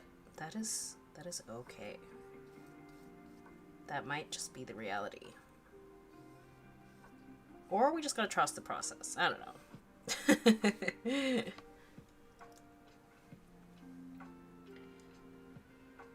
Not sure if you have Walmart in Canada, but that's where I normally get my Perfusion makeup from. Oh, okay. We do have Walmart. I haven't been in a Walmart in a long time. Just because we don't have one downtown, in downtown Toronto. They're like sort of more on the outskirts of the... Not outskirts, but like they're not downtown. So I don't end up there often, but...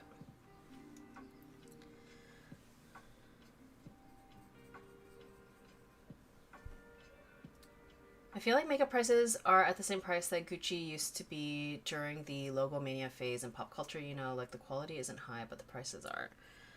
I have heard that drugstore prices have been going up as well, which is a shame because then it just makes like getting affordable makeup even harder. The other thing that I think is really crazy is seeing like kids at Sephora. I was at Sephora the other day just to kill time before my glasses appointment, and there was these two girls who looked like they were in elementary school. Like they were probably like 11. And they were at Sephora, and I was like, that is so strange to me.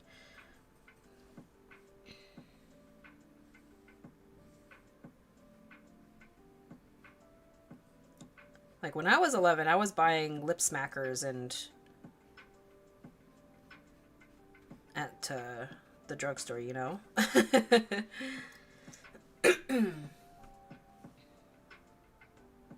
Essence, lip glosses, and oils are chef's kiss. Oh, good to know.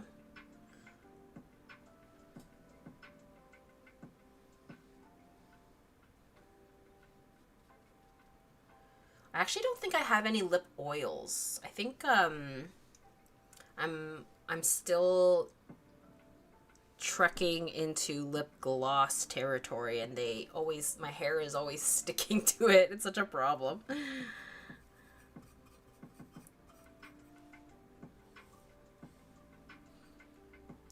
Yeah, this is very, very, very, very purple. Might be too purple, but we'll see.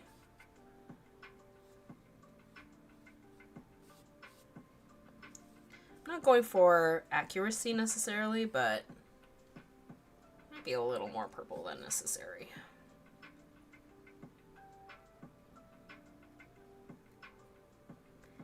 And to cancel that out, we will use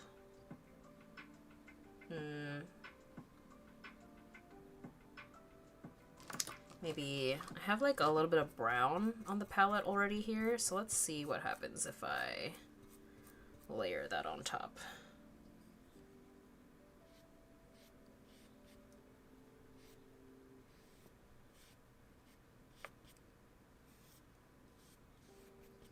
Or maybe I should go in with like a gray or something. I don't know. I don't know. Let's just let it dry and come back to it. So TikTok wasn't lying. The Sephora kids are real. They are. It was crazy.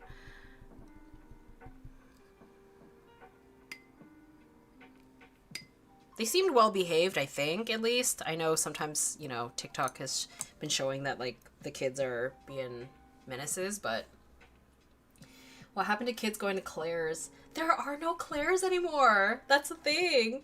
I think Claire's went out of business. You know what? That is the problem. There's no... Actually, I saw a TikTok about this where we don't even... Like, there are no in-between stores for, like, preteen girls. They, like, just, like, don't exist anymore. Because, like, they stopped going. / yeah, it's so weird.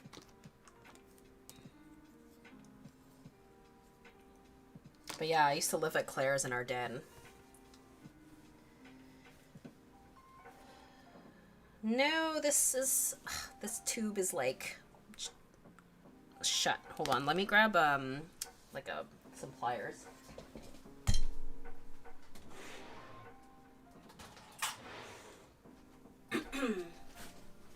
Oh, also, sort of kind of off topic a little bit. I got new glasses. I have silver frames now. Before my last like several pairs of glasses, I would go for gold or rose gold. But the last number of years, I've sort of transitioned into preferring silver jewelry. And so I was like, but you know, it's time to update my glasses too, because my previous pair was getting pretty old. And my prescription has changed a little bit, so yeah, it felt right to get silver frames now, and now they can all match with my jewelry, and I've been, you know, really enjoying cool tone makeup, so it's all coming together. Claire's and Justice used to be the spot. Yeah, right? The preteen art in general is erased because the girls now grow up with Insta and beauty content, so they transition from toys to beauty and fashion instantly, which is so sad. Yes, exactly. There's no like transition anymore, which is, yeah, it is sad and like very jarring.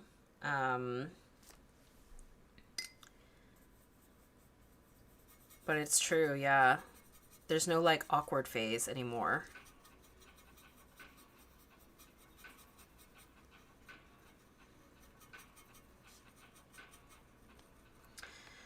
Like, it's so interesting seeing those, I've seen, like, comparison TikToks of, like, what, like, millennial preteens were doing and looking like versus preteens now. Like, those, like, home videos from, like, the early 2000s of, like, girls doing silly dance routines in their living room, but, like, we looked like kids, versus the TikTok kids now look so much more mature and adult.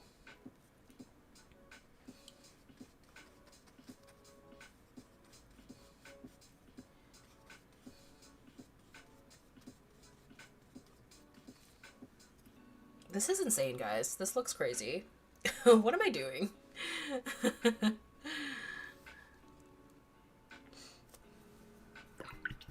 This is a trust the process day. Last time was like easy breezy. This time is a trust the process. Looks insane.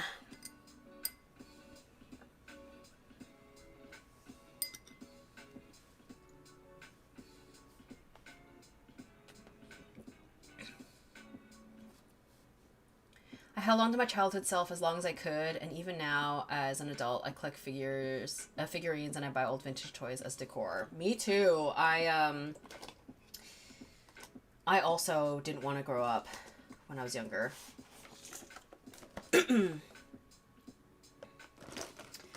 Okay, so the opposite of purple is yellow. So if I want to mute this yellow, mute this purple, I should introduce some kind of yellowy tone to mix into it.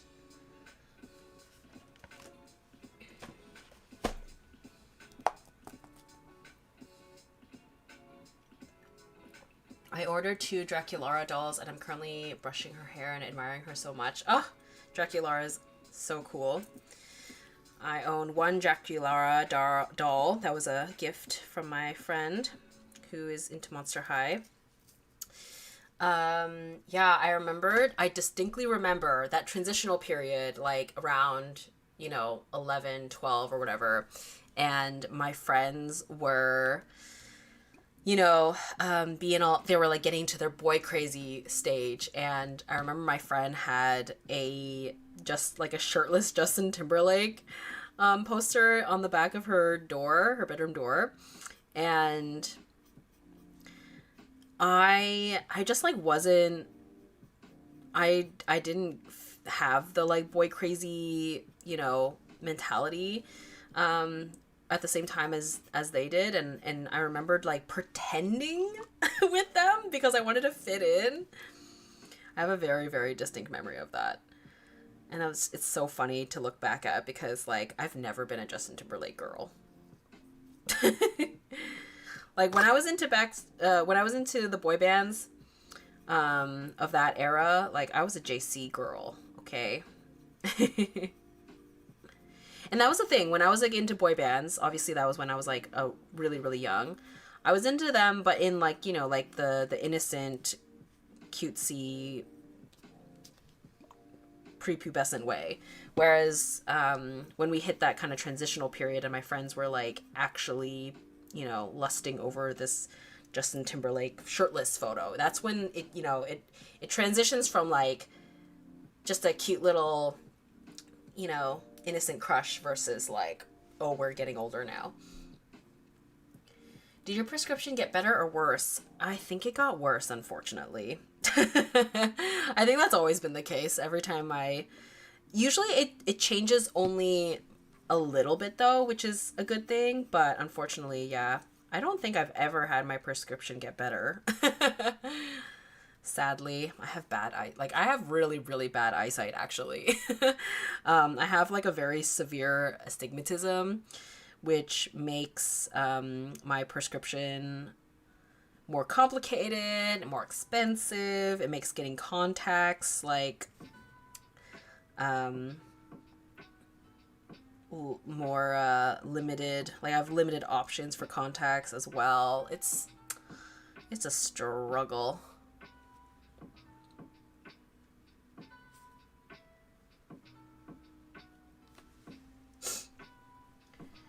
I was pretending that I was going to wild parties and drinking and bragging to the other classmates so that I look cool. Meanwhile, I spent all of my free time watching anime. That's amazing.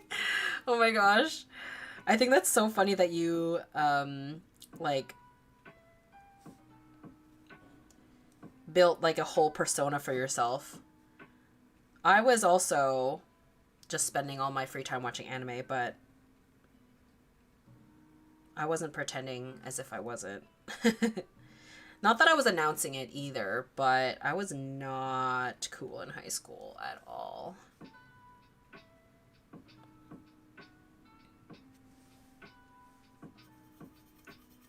But you know, it builds character.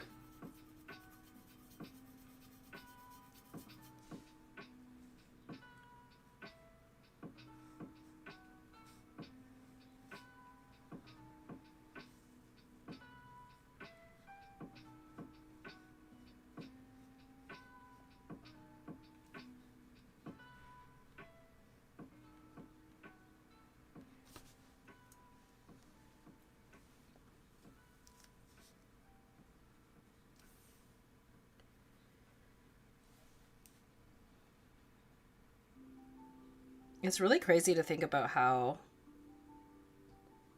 anime has become more mainstream now. It was so niche and weird when I was in high school. Like, the perception of anime anyway. Now we got Megan Thee Stallion and Michael B. Jordan talking about anime. It's crazy. Times have changed.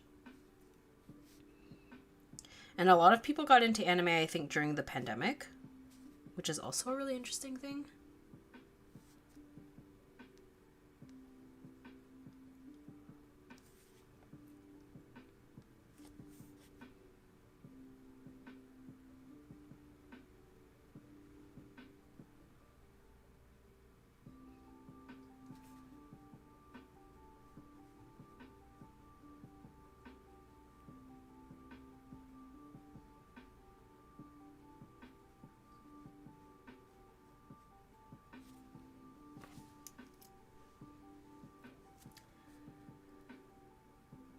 Hello, I see you're painting an icon today. I am Mother, the diva. I hope that I can get this to turn out okay, because right now it's looking a little crazy. And, you know, Sungwa deserves better, but it's, I'm a little bit concerned. But maybe I should paint in the eyes. Maybe that'll help save it.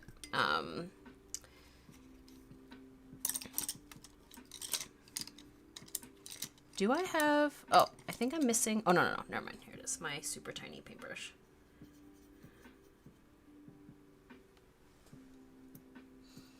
Are you a NASA or adrenaline person? Honestly, I don't really know if I can pick between the two. They're both really good. My classmates knew I was in an anime and K-pop, so they at least didn't bully me for that. Just made the occasional racist remarks about quote-unquote Asian stuff. Ugh, the worst. Oh my god, the worst. At least you weren't bullied, though. The passive-aggressive, you know, comments are not good either, but...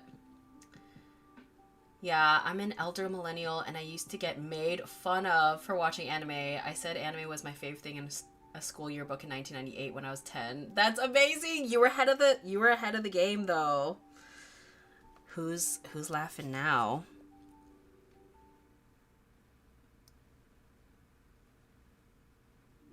Oh god. I don't know. Oh god. I don't know about that.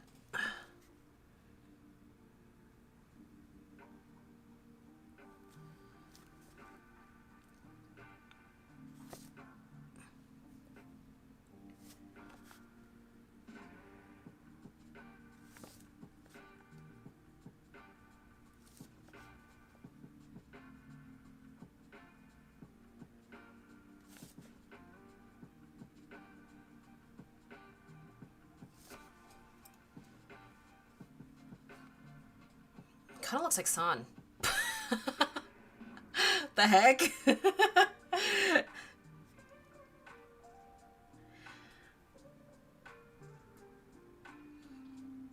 The pretending to like and do stuff as a kid is so real. Isn't it? Like, we want to, like, kids, we just, like, wanted to fit in so bad. Oh, you know what? I think I made his eyebrows, like, I needed more space between, like, the ends of the eyebrows and where the hairline is. Which I can technically fix, yeah, after I draw in the eyes.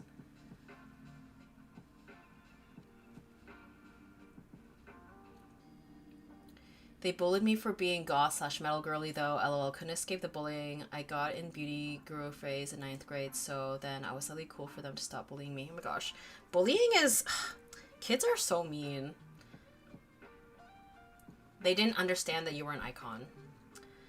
Just discovered you about a week ago, and I've been binge watching all your stuff ever since. Oh my god, welcome! And welcome to a live stream. Thank you so much for binging all my stuff. I'm glad that you're enjoying. I was thinking he looks like Sam, but didn't want to say anything. It's okay. It's okay. I recognize it. I'm like, what the? Hopefully, you know, we're not done yet, so maybe I can save it. But it does look like Sam. Whoops.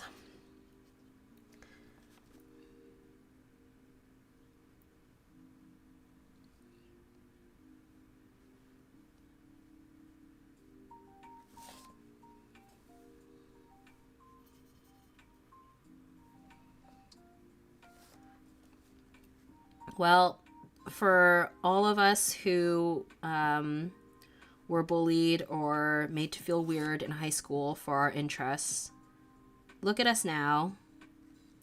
We've all found each other. It looks like San. It really looks like San. That is so funny.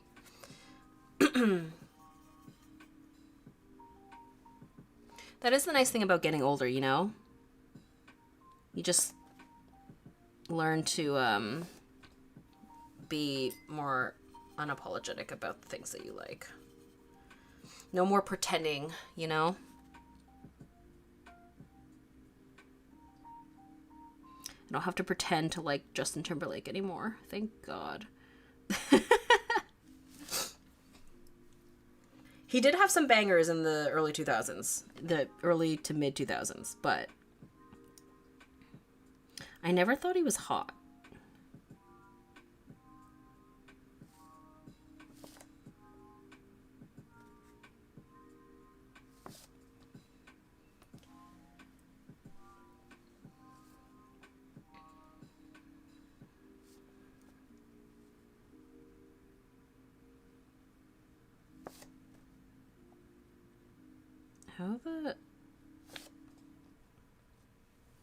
How did this happen?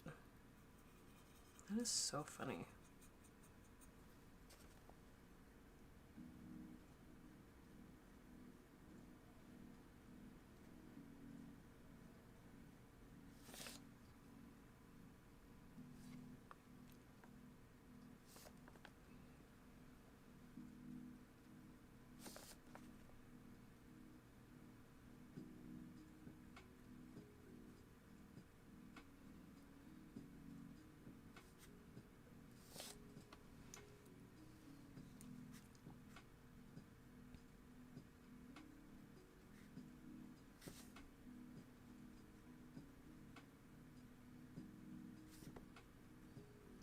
Man, if I can't get the eyes right, then it's over.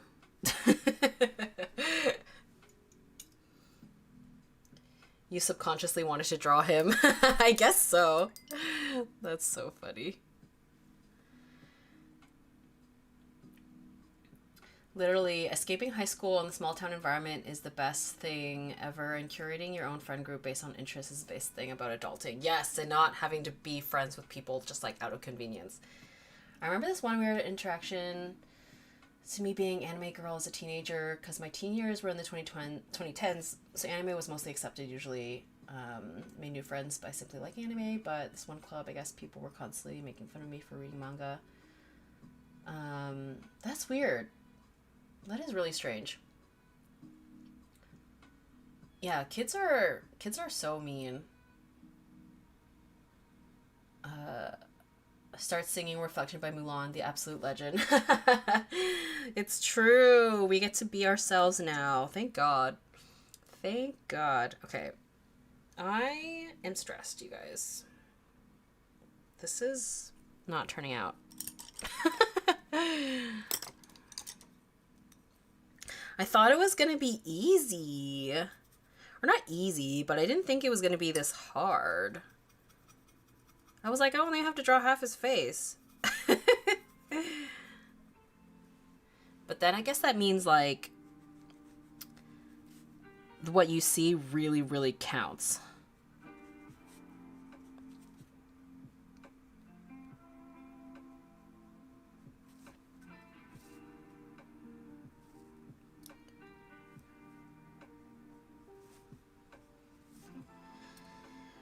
But you know what? It's just a sketchbook. It's just a sketchbook. It's fine. It's fine.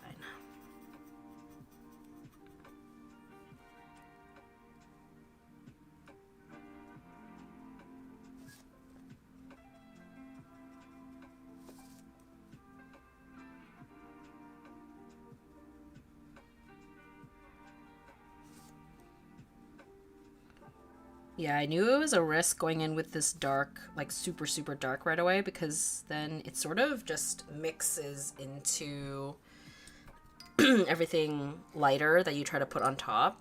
Since it's not regular gouache, it just sort of like wants to reactivate again. So even if I wanted to kind of widen this area, it's a little hard to do so. But we can try.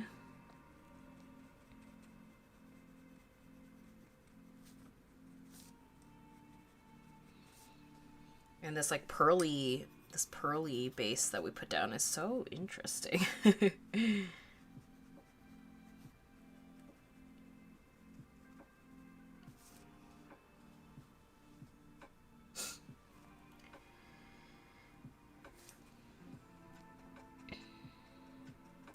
Oh, you know what I got to do last weekend, which was really nice? My friends and I got to watch Kiki's Delivery Service in IMAX. Such a lovely movie.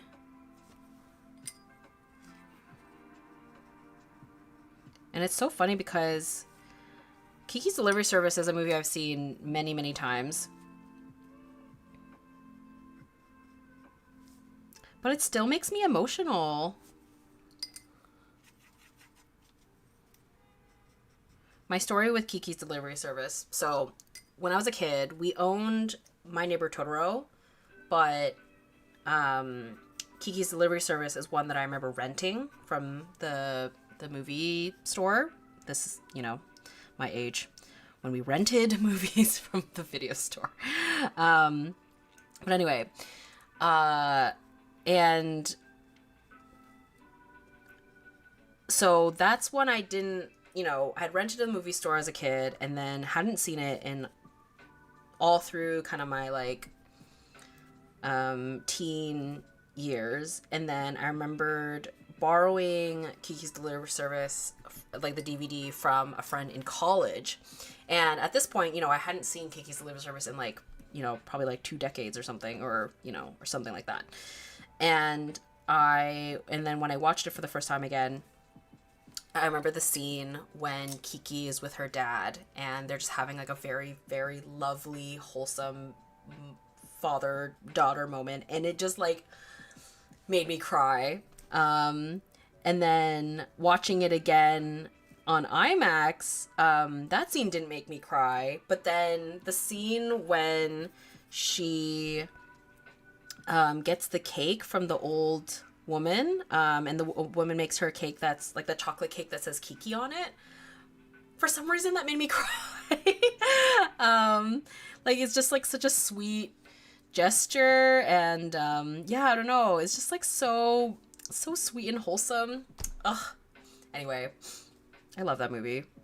It'll always have a very, very special place in my heart.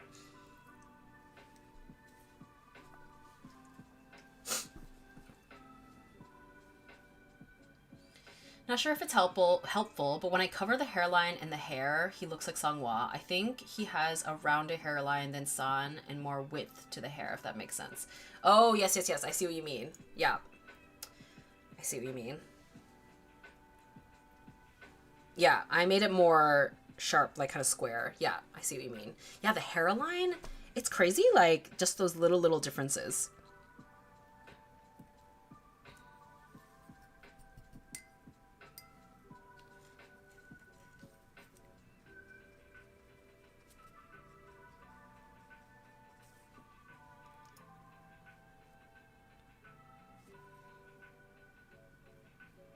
But yeah, I think if I let this dry, I might be able to...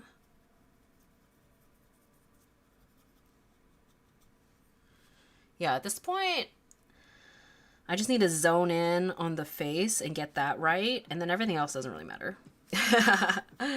Everything else can be whatever. I just need to get the eyes right, or the face right.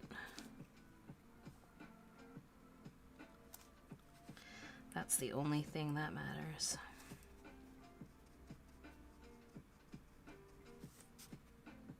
Yeah, I see what you mean. You do this. It's like not too far off. Yeah, I just need to widen. And then the ears need to come down actually as well. Or no, I think that was I was doing the straps of the mask there.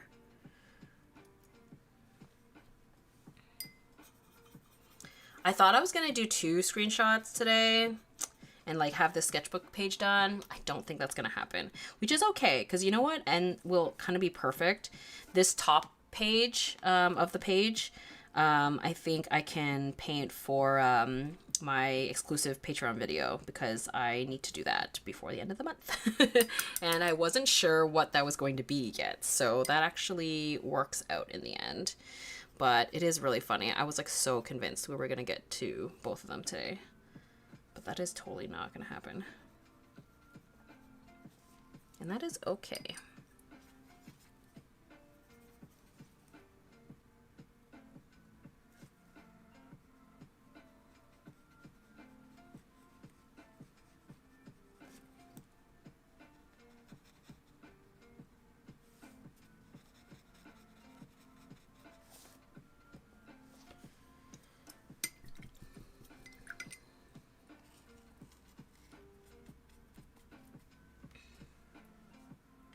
Kiki is absolutely a lifelong comfort watch. Anytime I have a bad day, I want to be both Ursula and Kiki so bad. Yes! Oh my gosh. Like, I am not a wilderness person. Like, I'm definitely a city girl. But I want to be, like, the city girl version of Ursula.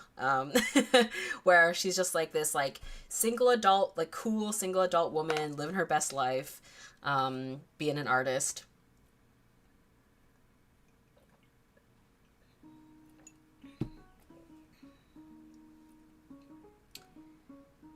The bullies at our school were the teachers. We tried to start a K-pop club and the principal shut it down. Oh my god, what the heck? That's so tragic. That's worse. Teachers being discouraging is definitely worse, because they are supposed to be encouraging kids to, yeah, like build community and follow their interests. That is tragic. Shame on them.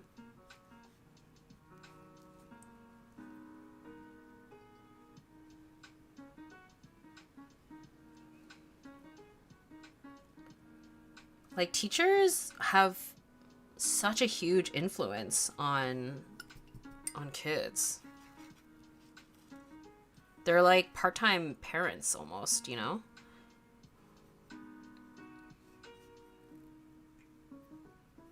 Which is a lot of responsibility, but, you know, it's true.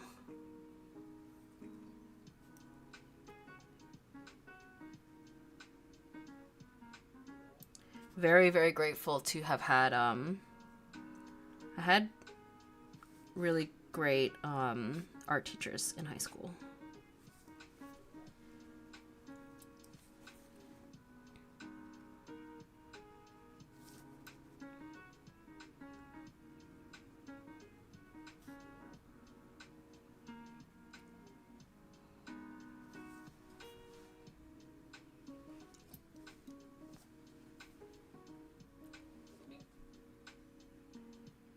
Hi, hi. Oh my god, hi, Alicia.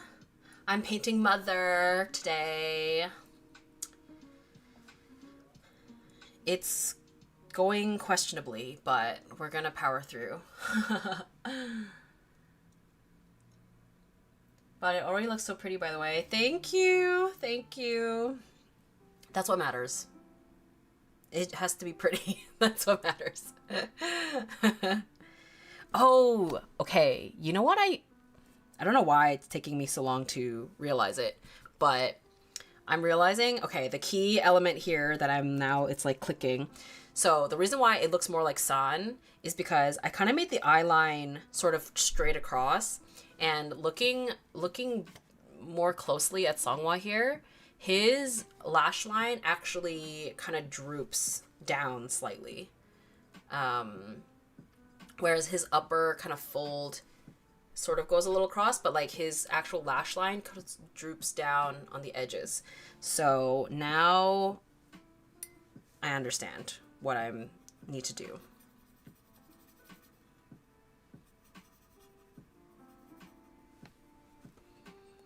So because the power of gouache, I can kind of like erase well, I'm using like a lighter color, like this pinky purple, and sort of going over top of that lash line that I did originally, erasing it, kind of buffing it out.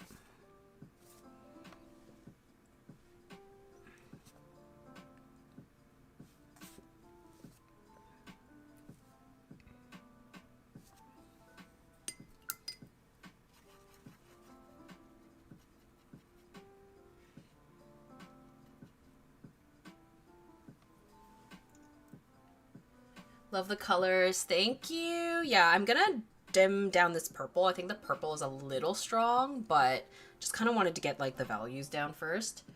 Art teachers are always the best. I'm so grateful that I had good art teachers, because I know many people have art teacher trauma from, people who grew up loving drawing like anime, fan art and stuff, and like having art teachers discourage them from drawing that. And I've talked about this before, but I'm so glad that my art teachers didn't discourage me or made me feel, they didn't diminish my love of making anime style art, but they did encourage me to explore other art styles and not just do anime. And I think that was very integral to kind of my art journey, because I do have like realism and abstract and like, other kind of styles being explored in my my high school art. So yeah, I think that was really a great approach that my art teachers took in, encouraging me to explore other things, but not discourage me from, the anime art style artwork that I was so passionate about.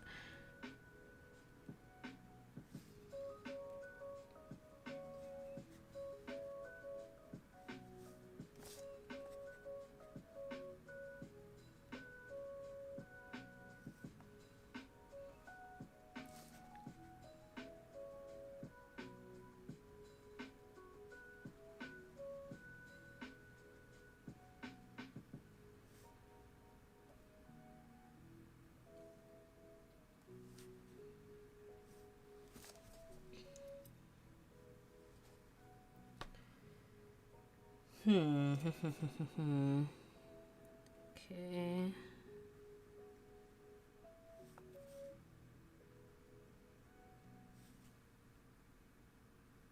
Think.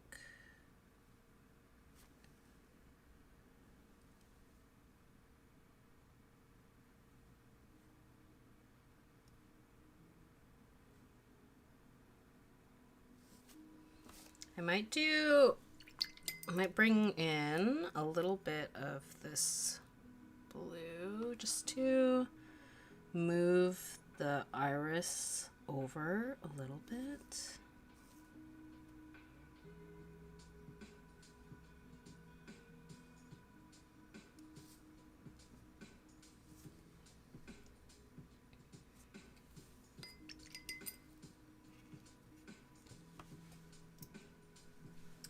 What would you say is your top song for the new album? Did it change from the teasers?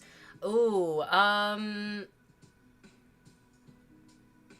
no, I think Adrenaline and NASA, yeah, those were the right choices for, I think, title song and then like promoting it as like a performance. Um, I'm like kind of torn about whether or not I is NASA my favorite or Adrenaline is my favorite because they're so different from each other. So I'm not really sure if I can like definitively say I like one more than the other. But yeah, both like definitely the top songs. I do really like Ghost though. Ghost is good too.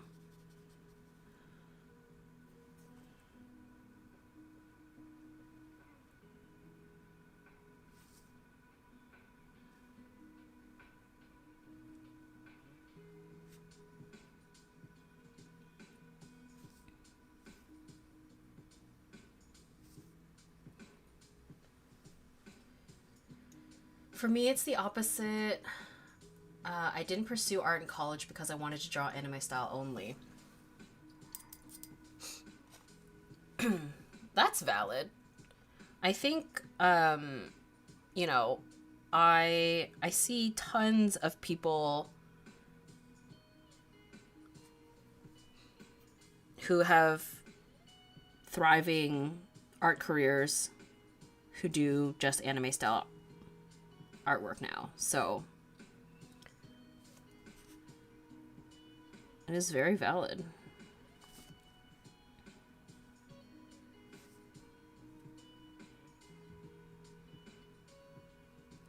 And lots of artists who are self-taught or like didn't even go to like post-secondary for art either.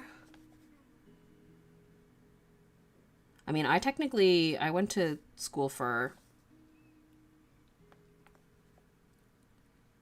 graphic design, so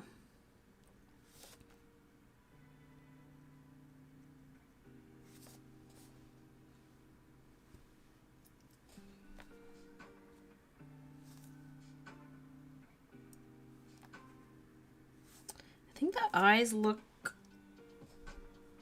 too open. I'm gonna need to darken them. The rest of this live stream is just gonna be me just fiddling around with the eyes. This is gonna be the whole stream. I'm so sorry, guys.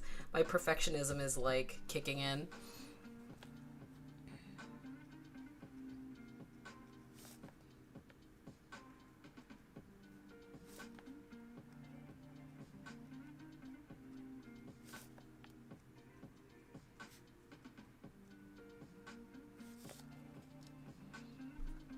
What happened? I felt like the sketch work was working for me, but being really finicky about this.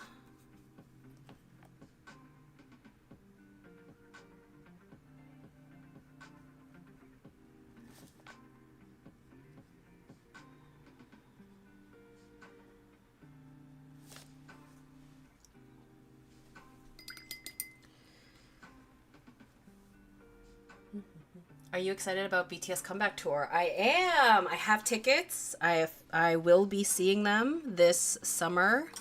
Okay. I haven't seen, you know, I'm trying not to like get too deep into the discourse, but I do think that Swim wouldn't be my choice for the title track. I think Body to Body should have been the title track, but you know, I understand maybe they wanted to go for an unexpected choice, but Body to Body is just like, that's more what I had expected slash you know, it has the arirang chant or whatever at the end of the song, which like ties into the, you know, going back to the Korean roots and the title of the album. So like it just makes sense in that regard as well. And I also thought it was so strange that, you know, for like the music video that, you know, their first music video back, like half of the screen time was dedicated to Lily Reinhardt, like the actress, which is also a strange choice.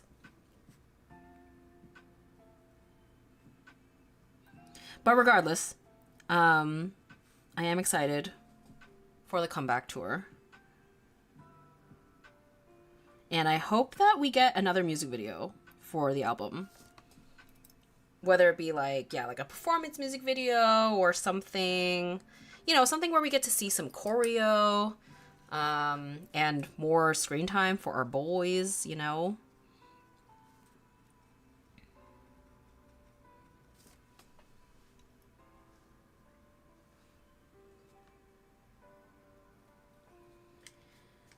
I was really surprised how the album ended. LOL. The last two songs sound so outdoorsy and like summer vibe types. Like listening to Choose made me daydream of a road trip in the summer. Yeah, the ATEEZ album. Yes, it's like two kind of sort of two very different things happening on the album. But I think ATEEZ has they always like throwing in some kind of, you know, more ballad-esque song. Choose is like such a sweet song. I really want the next ballad type song to be like an R&B track again. I need Mist. I need that vibe again. This is my first comeback. Yes, so I was a bit lost but excited for the tour. I know, it's like a very, yeah, it was not a traditional BTS comeback, but bring back Mist. I know. Underrated queen. But it'll be a really fun concert. They have lots of bangers, so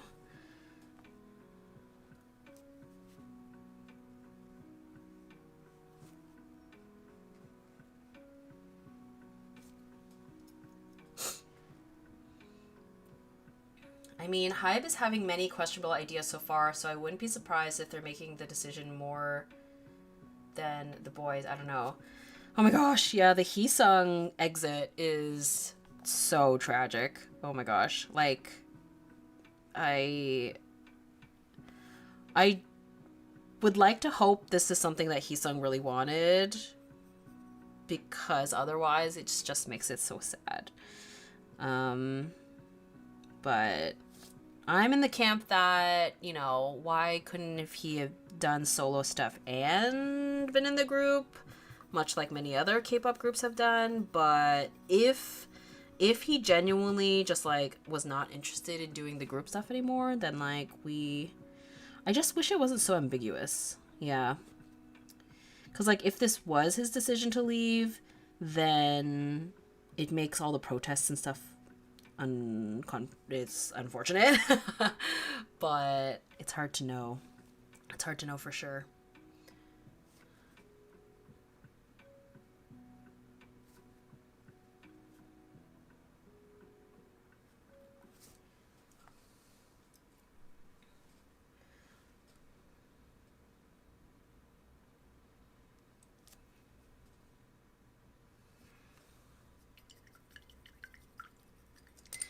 Oof, yeah, big mess for sure.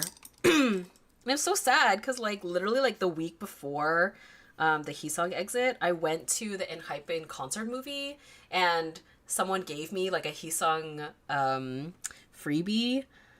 Ugh, so sad. Sad.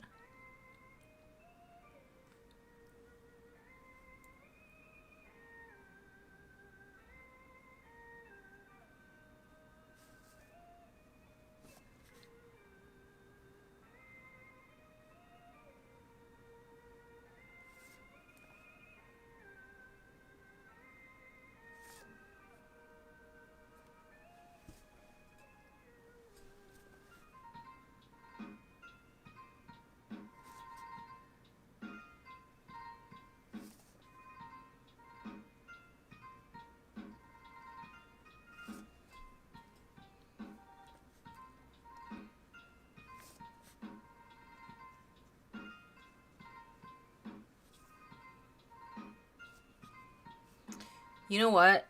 I think the shape of the eyebrows, too, was giving more sun as well. So let me...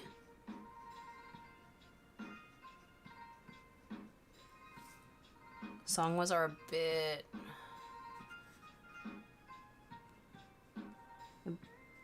bit longer and fuller, I think.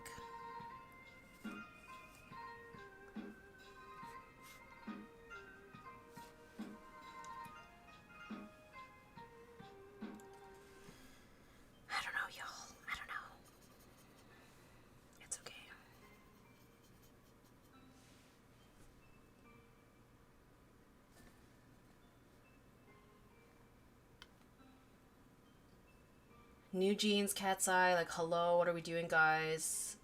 Like, I hate these companies. Just do your jobs and treat the artists fairly. Is it too much to ask? I know, greed. I feel like it's all greed. It comes down to greed. Hybe has been moving funny for the past few years, not gonna lie. Weird choices have been made, that's for sure. That is for sure.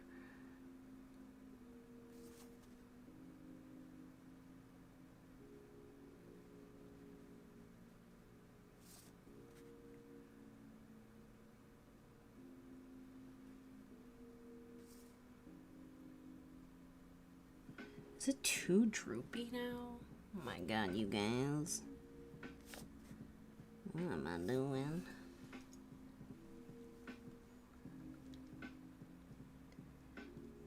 Or I think I just need to go a little darker underneath.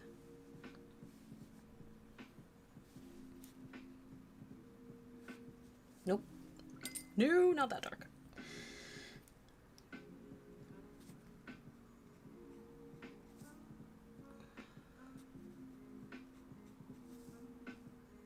Okay.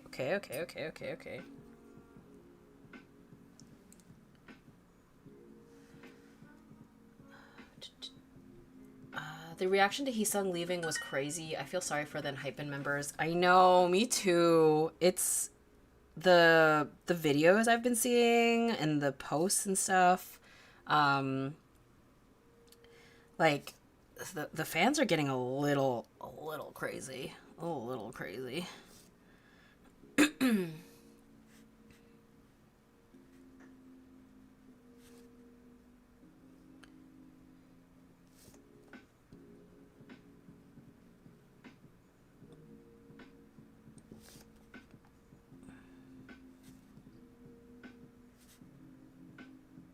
But yeah, I mean, if something like that happened to ATEEZ, I would be devastated. Oh my gosh. Like, I joked with my friend.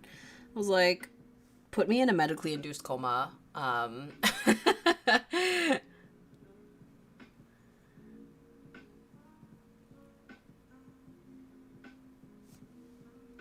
would not be well. Exactly. We'd have to, like, form, like, a support group. OTA forever. 8 makes 1 team. I can't handle a group whatsoever. If Manon leaves, Cat's Eye, bye, y'all fumble the bag. I hate the direction they went with the girls. They, yeah, I find the Cat's Eye music direction very strange as well, because they are so talented, and, yeah, I think that they have a lot of potential, but the song choices that they've been going with are, not my favorite.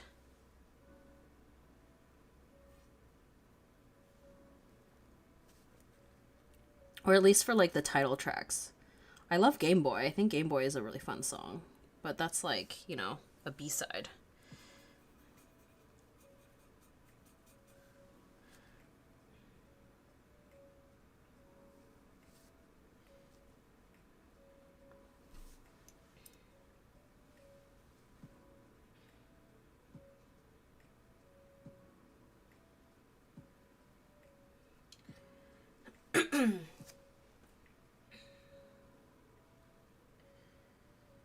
I don't follow on Hypen, but I saw the internet erupt. Is there a reason? Was it out of the blue? Is there tea/drama? Don't know what's going on. Yeah, it was very out of the blue. I don't think it was planned properly.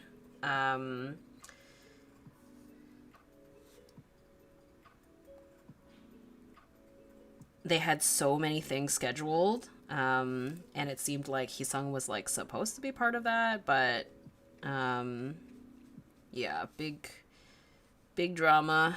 You know, it's all speculation in terms of whether or not it was the company kicking him out of the group or if it was him truly wanting to go solo and not be part of the group anymore. But yeah, because, you know, and Hypen are like, they're pretty much like at the peak of their career right now. So a mix-up like this is pretty huge. And Heesung specifically is like the lead vocalist. He gets like most of the lines in the title tracks, so it's kind of crazy. My friend was telling me, because I never watched Island, the competition show that they were formed on, but she was saying that low-key Heesung was probably always going to debut, and it was just the show was more of basically trying to find members to be put in the group with him. So yeah. Okay, you know what? I think actually I need to bring the hairline up a little bit, just this part. Oh my gosh, you guys. I apologize for this live stream today. Very subtle painting day.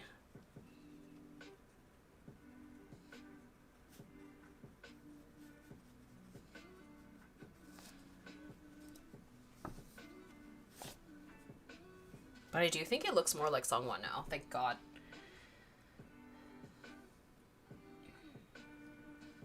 Yeah, I'm already suffering because of the trigger warning military enlistment. Ah, sad. Oh no. I can't. I cannot.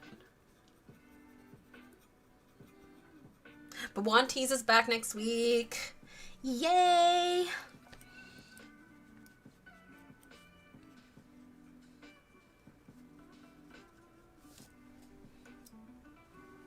I think some of the fans were planning a Black Ocean. Oh my gosh. No. Yeah, that's so sad for the actual Hypen members.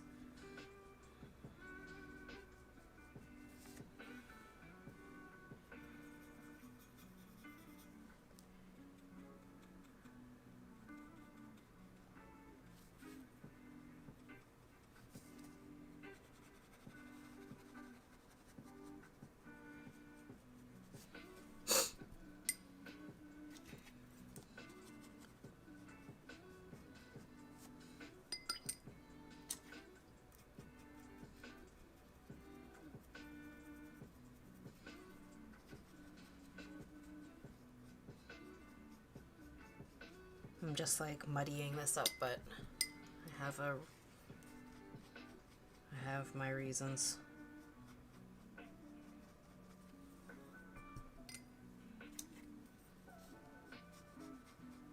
Okay, I think there we go.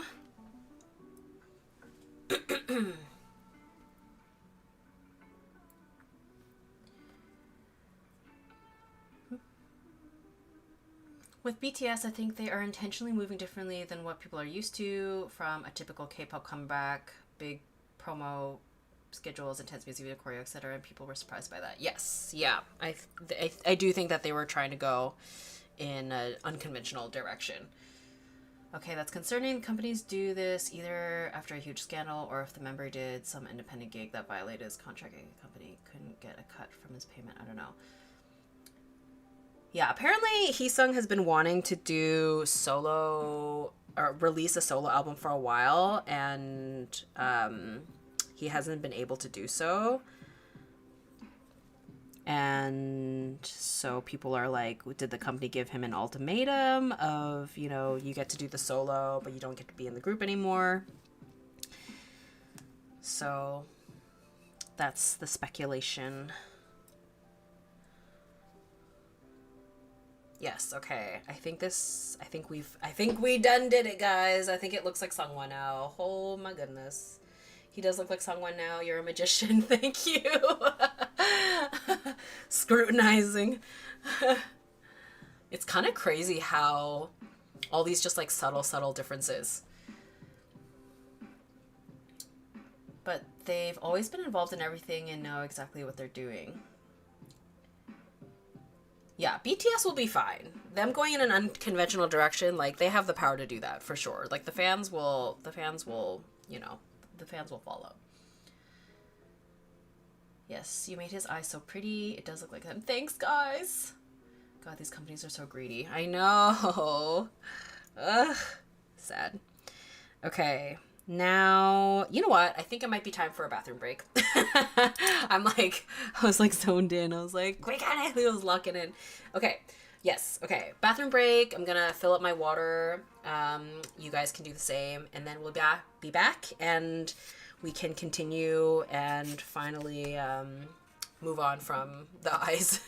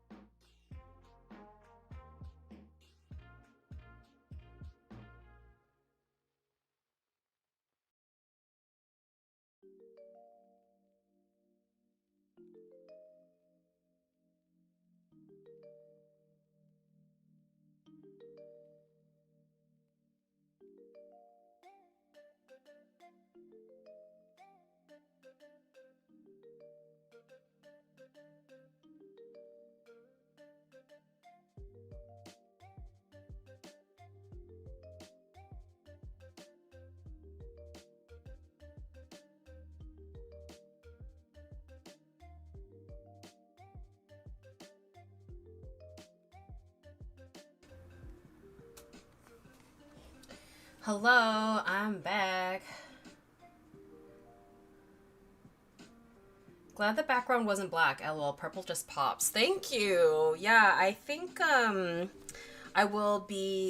probably make it a little darker and slightly less saturated purple, but I do like the idea of it not being just like a solid black. Also, I almost forgot that I pre-made a smoothie beforehand.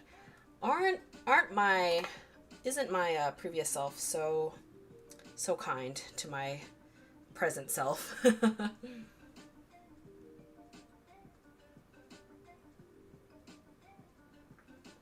my god, this smoothie is maybe too thick. I'm like struggling to drink it.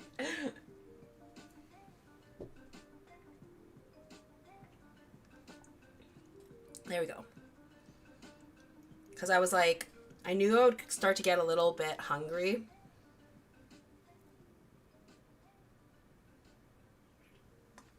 So, banana mango smoothie. Yum. Honestly, the crazy thing isn't Heesung wanting to leave, but B-Lift actually letting him leave. Weird decision. Yeah, because it's like, he's such a crucial member, and also, yeah, like, the group is just, like, been killing it. So, it is just, like, a very, very weird decision. Which is why it was so shocking. Wait, Heesung from Unhypen. Yeah, he left. or got kicked out. I don't know. He's going solo. Maybe that's the best way of putting it. He's going solo. And not staying in the group. Are we into smoothies? What's your favorite smoothie, guys? I really like mango anything. Mango's my favorite fruit.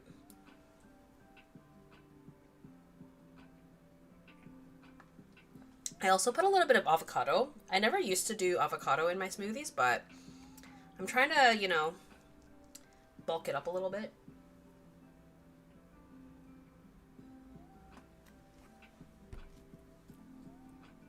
Oh my god. I'm glad you, or I'm surprised you didn't know. It was like everywhere. I mean, I guess it depends on what, you know. I'm like, my algorithm feeds me a lot of K-pop, so it makes sense that, you know, it feels like it's news to me, or not news to me, but like news that I have plastered all over my social media. But it really does depend on what your algorithm feeds you and how much time you spend on the internet. I am a chronically online person, which is why these live streams are great, because it forces me to actually work in my sketchbook.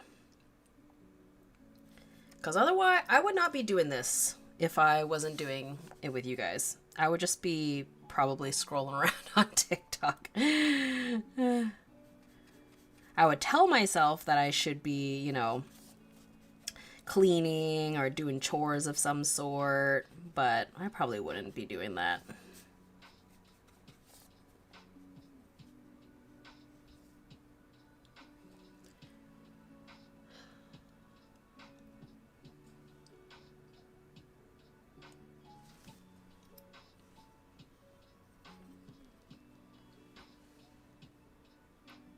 Yes to smoothies. Love smoothies. I've been adding vanilla whey protein to my smoothies lately. It makes me feel fuller. Yeah, I might have to start getting into that. Because I think it's a great, especially moving into the warmer, you know, summer and stuff. Not that we're in summer yet, but the sun is really coming out. I think I actually need to adjust the camera here a little bit. Yes. Yay! Okay.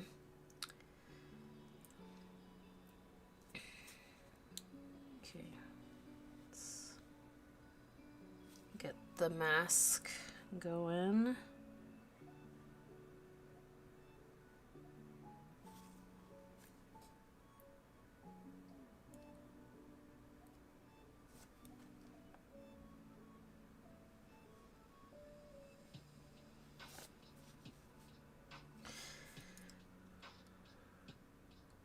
I think I made his ears stick out too much. Like, I put the ears in and I was like, wait, why does he like it? Yeah, I think the ears are a little bit too, and they like look really graphic, so I might need to fix the ears. Kind of threw it off, actually. I'll fix that afterwards. Do you listen to P1 Harmony? I do. I love P1 Harmony. I actually went to see them. I just realized there's a mango chunk that I didn't blend. I hate when that happens. Yeah, I love the new music video. It's very XG, honestly, which I love.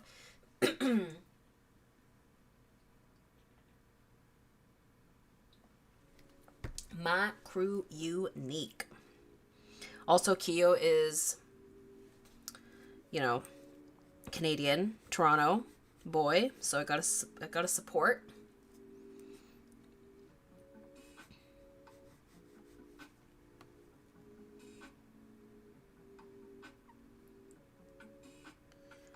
But definitely more casual P1 Harmony fan.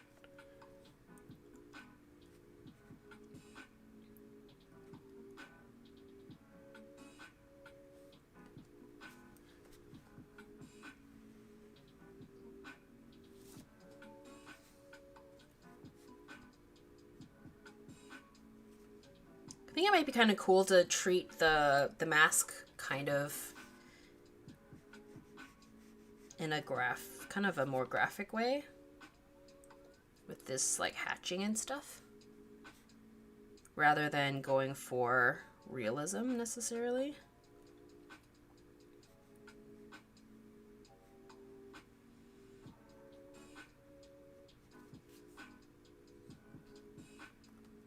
It's kind of cool, right?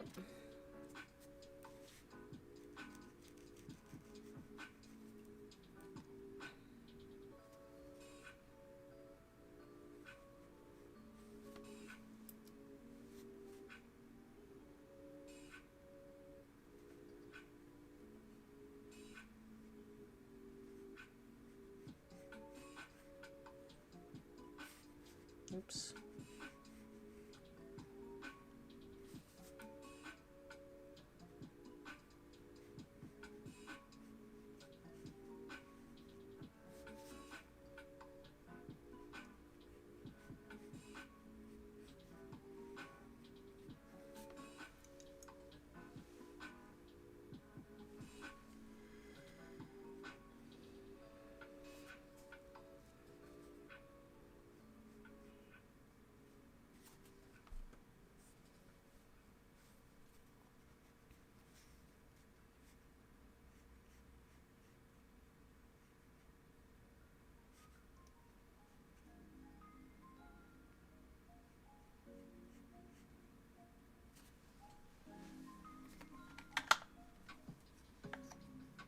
Man, this little mango chunk. Hate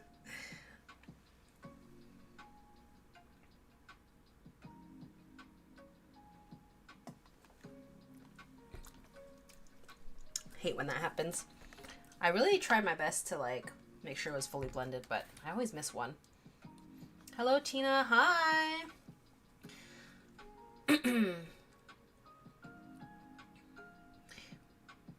I was a casual listener too until I saw them on stage. Now I'm obsessed. Very valid. Very, very valid. Who's your P1 harmony bias?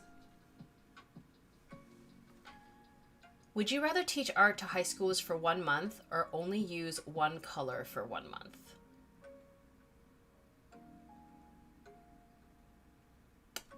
I think I'd rather use one color for 1 month. High schoolers are so scary.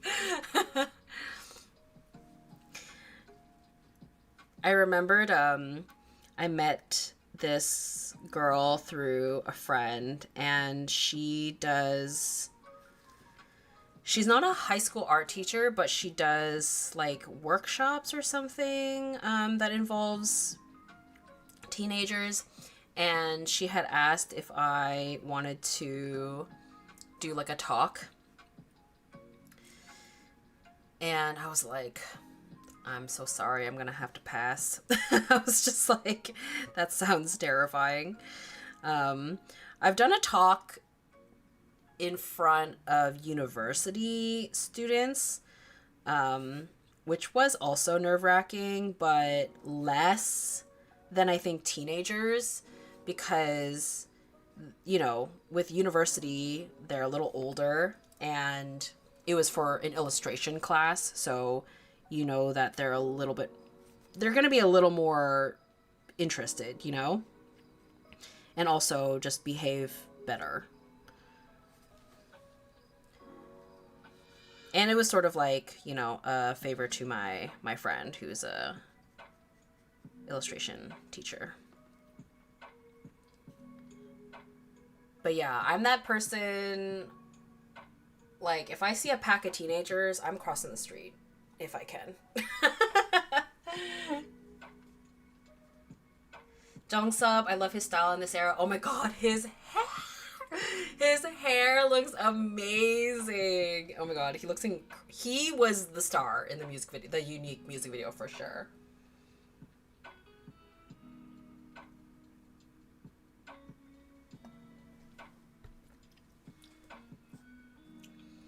Jiyoung in Seoul. Oh my gosh, Jiyoung stole my heart at the concert. He's such a cutie. It was his birthday, which was really adorable. They brought out like a cake and stuff. My P1 harmony bias is Kyo and Soul. Soul is popular. Soul is such a cutie. Love Kyo, obviously. He's so funny. What an icon.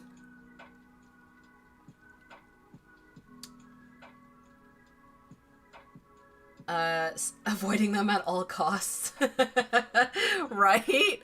Like, they're gonna be so cutthroat, you know? I don't know what it is. And it's so funny because it's like, when I was a teenager, I was scared of teenagers, and now even as an adult, I'm still scared of teenagers. If anything, maybe I'm more scared of them now than I was when I was a teenager.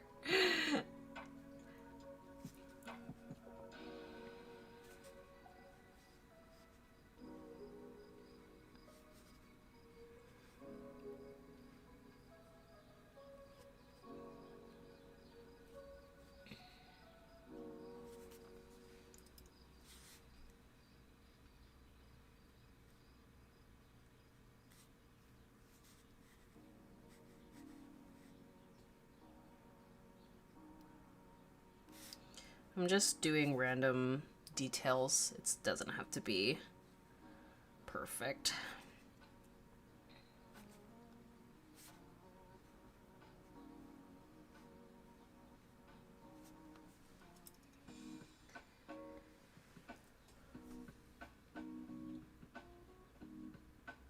Soul's dancing skills are out of this world. So good. I think it's so cute that him and Seonghwa are friends. Such a interesting pairing. I need new K-dramas to watch. I'm into romance and drama. Oh, I bet the chat, I'm sure the chat will give you some recommendations. I unfortunately am not a K-drama watcher.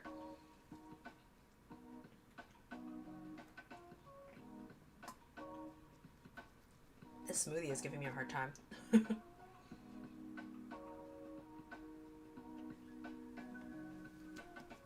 might be that mango chunk. Teenagers scare the living shit out of me. My Chemical Romance knew it all too well. LOL, the song still hits. Absolutely.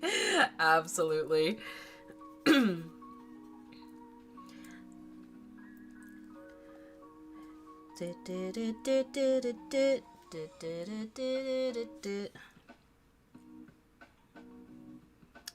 Love My Chemical Romance icons.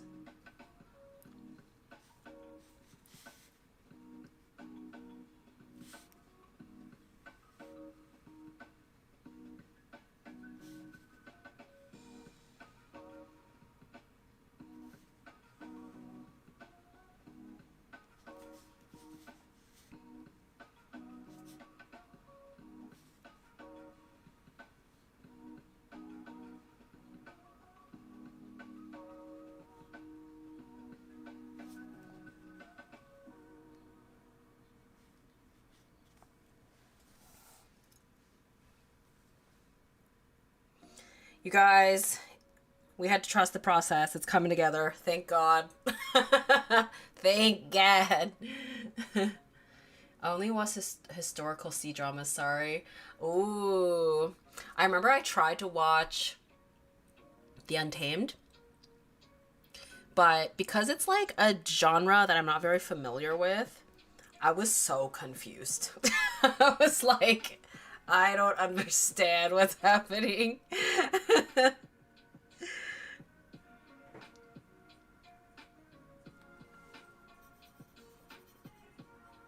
My friend had tried to give me like a cheat sheet of all the characters and like how it worked and whatever, but I was like, this is a lot. And like I have watched a little bit of, or I've seen the first season of Heaven's Official's Blessing, which I loved, which is also sort of, you know, has a similar lore concept, whatever. And that is also still a little bit confusing, but I find with animated stuff, I can kind of just like, I don't know, it seemed more straightforward, maybe slightly, or maybe there was like less characters that they were juggling. I don't know, but yeah, I know people love The Untamed. And people were really excited when I said I was watching it, but unfortunately I didn't get very far, sadly.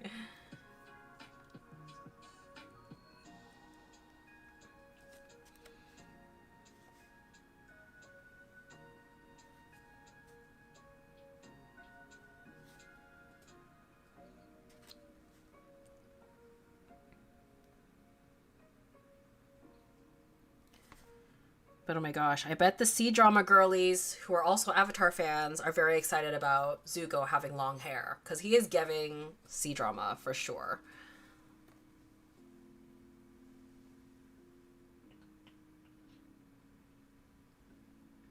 Okay, this mango chunk is what's causing my issues with this drinking this smoothie.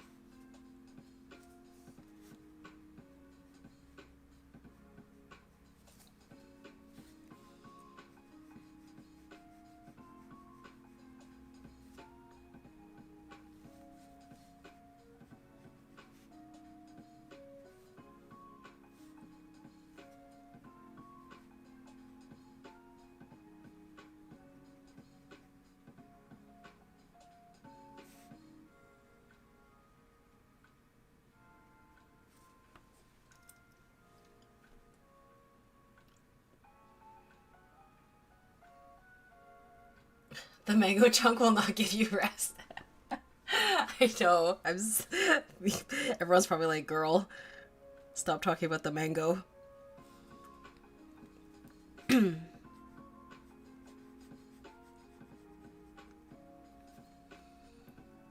my god, I'm back from giving a lift to my roommate and you're talking about the Untamed.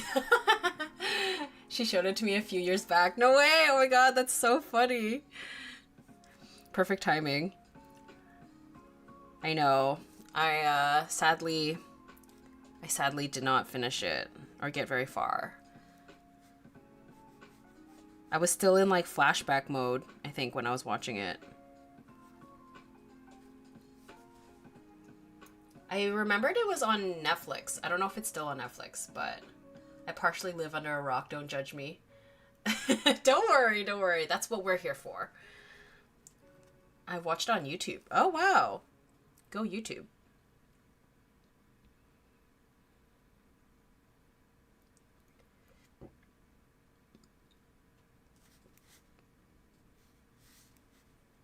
No judgment.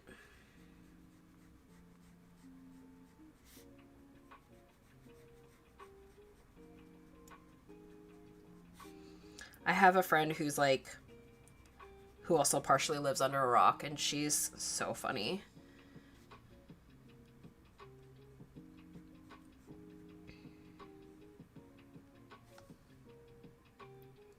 I remember we had to explain to her what spilling the tea meant.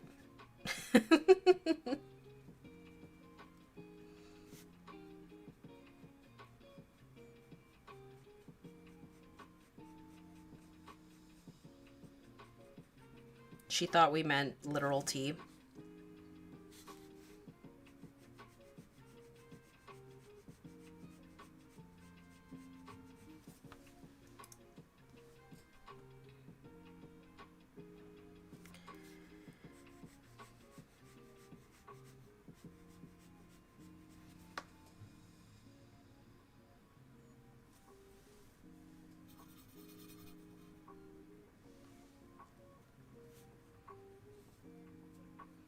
This mask ended up turning out kind of cool. It worked out.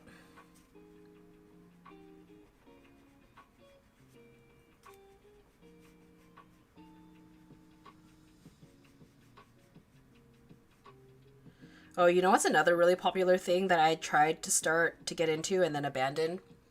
That same thing, like people were so excited that I was getting into it and then I was like, I'm so sorry I dropped it, was ACOTAR. The ACOTAR books. I couldn't do it. I just found Feyre so insufferable. Sorry.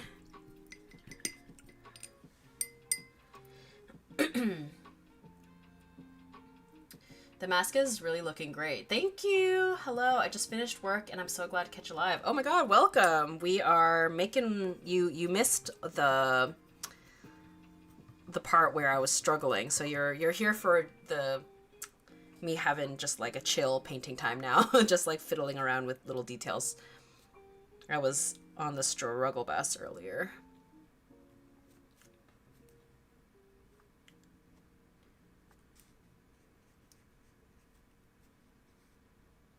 What was I trying to do?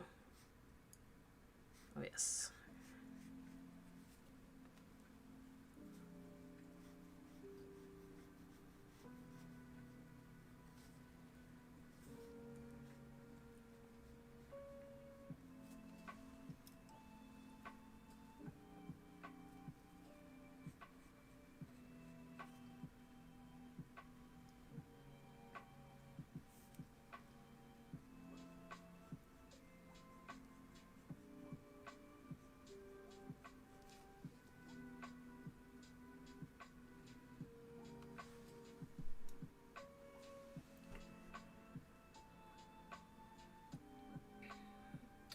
We did watch it on Netflix and also an Asian streaming site. We don't remember the name of, where there were ads with the actors in character advertising yogurt or ramen. Oh my god, that is so funny.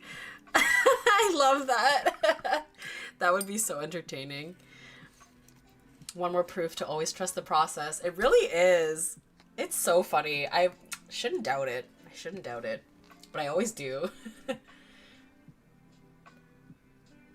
The hatching on the mask in combination with the smoothly rendered face looks insanely good. Thank you. Yeah, it's yeah, I'm really glad I decided to go more experimental with it as opposed to just like trying to copy it one-to-one.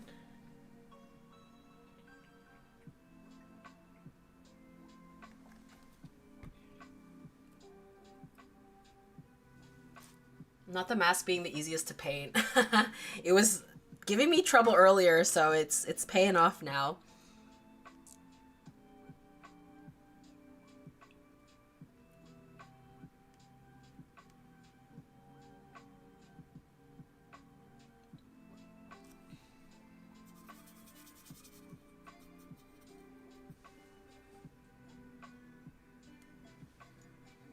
I adore the purple. It makes me want to eat the drawing respectfully.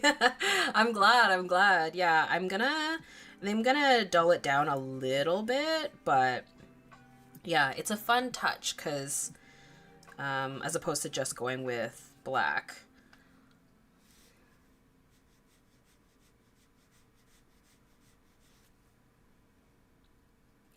And yeah, I used like a pearl color for the base of his skin. I don't know if you like really, I don't know if you can tell, but I used like two different like silvery colors on the mask on the base, and then for his skin I also used this like pearl color as well. It's very interesting. It kind of fits this.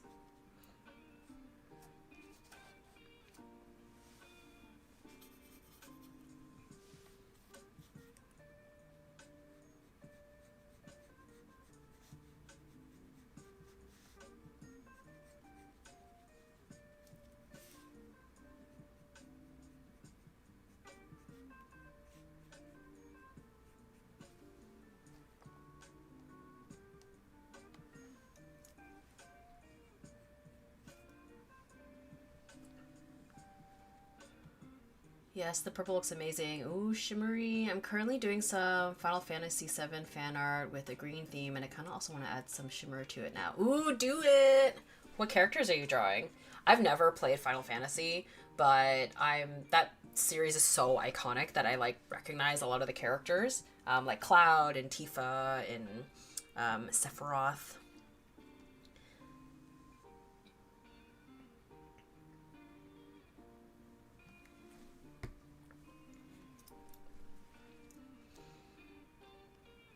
Okay. Oh yeah, the other thing I wanted to do was yeah, let's do the background again. I wanted to sort of just like mute the purple a little bit. So let's do that. Where is my, oh, here. Not entirely, but just a little. It's just like a little bit too.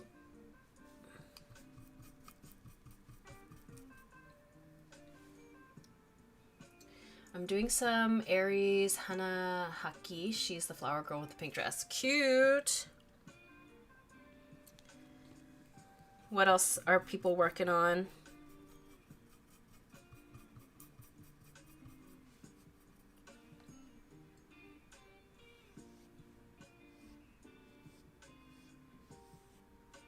You know what, something I didn't really do much this time around that I normally do is I swatch along the bottom.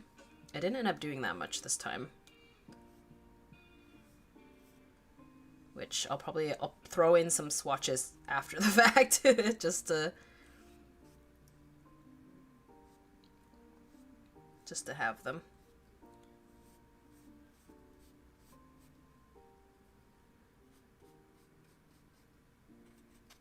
Yeah, he blends into the background, so, or the hairline. Her hair does a little. Oh yeah, I guess the staircase actually, it's more like this.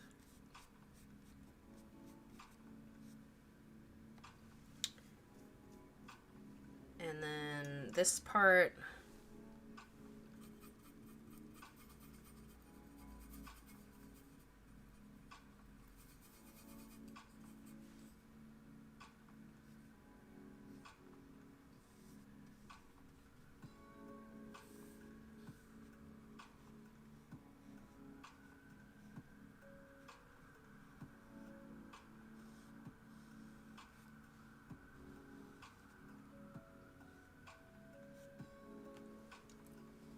oops, maybe that was, I don't know.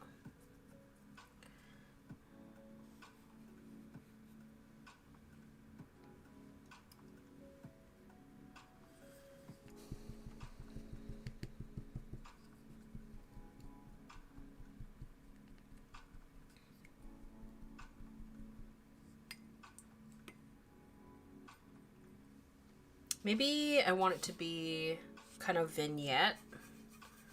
So maybe I'll make the outer edges here even darker. Maybe. We'll see.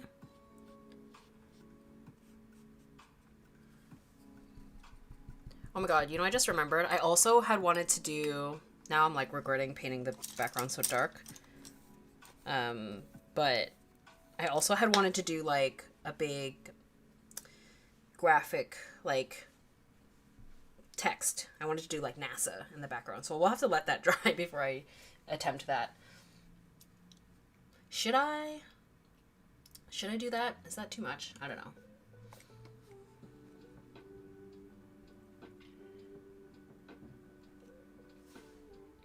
I'm doing a full circus theme spread on my sketchbook. Ooh, cute. I'm trying to draw Manal. Love that. What are you listening to? Curious about what can be played on YouTube Live. I am listening to, I have it linked in the description. It's a playlist called Stream Beats Lo-Fi, copyright-free lo-fi music for your streams. Stream Beats official playlist. Yeah, because YouTube is, can be a bit of a stickler for what music you can play.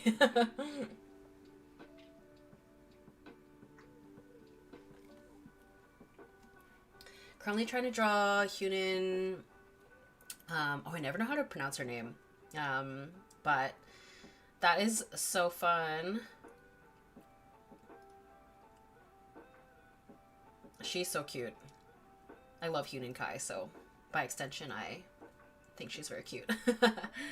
I'm going to start on a quick watercolor painting of the new Pokemon starters. Cute! Just to finish a painting of Pink Pantheress. Love it. Okay, I don't have any shimmery tones, but I have white acrylic, glitter flakes, and a dream. I believe in you. I think the graphic would look adorable to the left side. Yeah, unfortunately, I'm so mad. I wanted it to be centered, which unfortunately it didn't end up being centered, because I wanted it to be like really big in the back. But I'm torn now that it's not centered, because I was going to put NASA, NASA, and that would have been perfect because it's, you know, 4 letters. But because this is not centered, I'm not 100% sure. It kind of changes the mood of what I wanted to do. But before that, I wanted to fix his ears a little bit because I felt like they were sticking out a little bit too much, I think, for...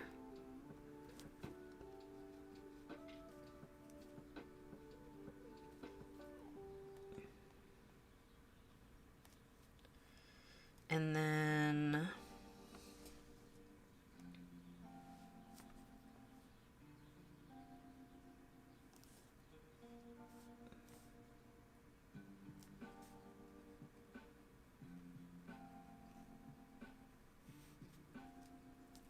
yeah, I guess I should do like some really, really subtle shading on the jacket here, just so it doesn't look like a random, completely random blob, but it does kind of look like that.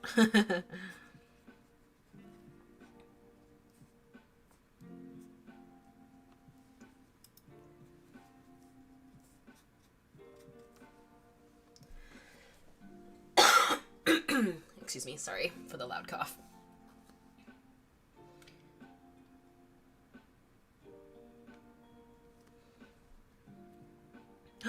Oh my god, I almost forgot about my glitter gouache. Okay, let's do... I think I want to do just some white highlights, and then I'm going to use a paint marker, I think, for that.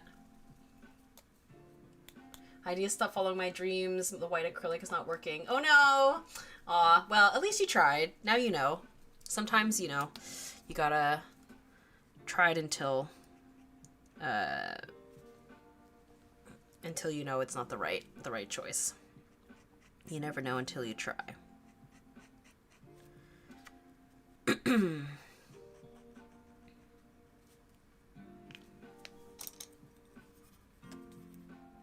Oh wait, actually, I want to do...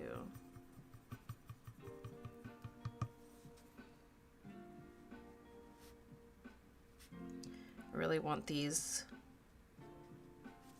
highlights to pop.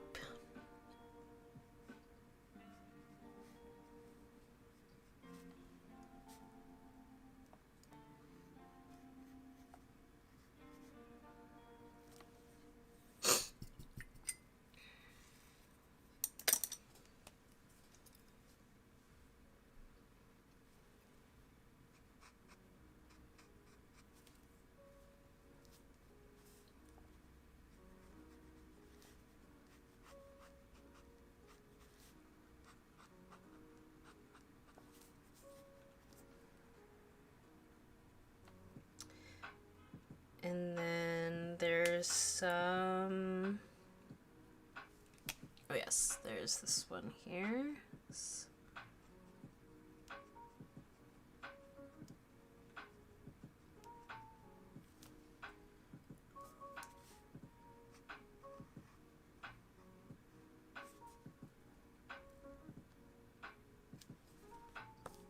And then on his face as well, actually, maybe two.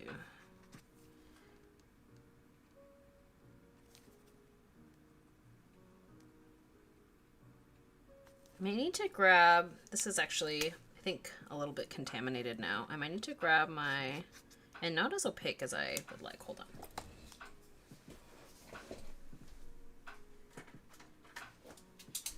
My trusty Posca paint marker.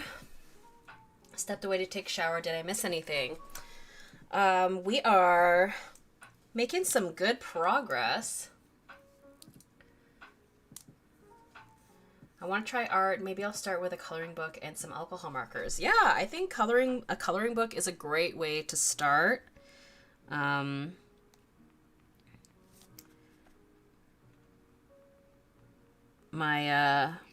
that's how my friend has been enjoying getting into art as, like, you know, a hobby craft, is coloring books and alcohol markers as well.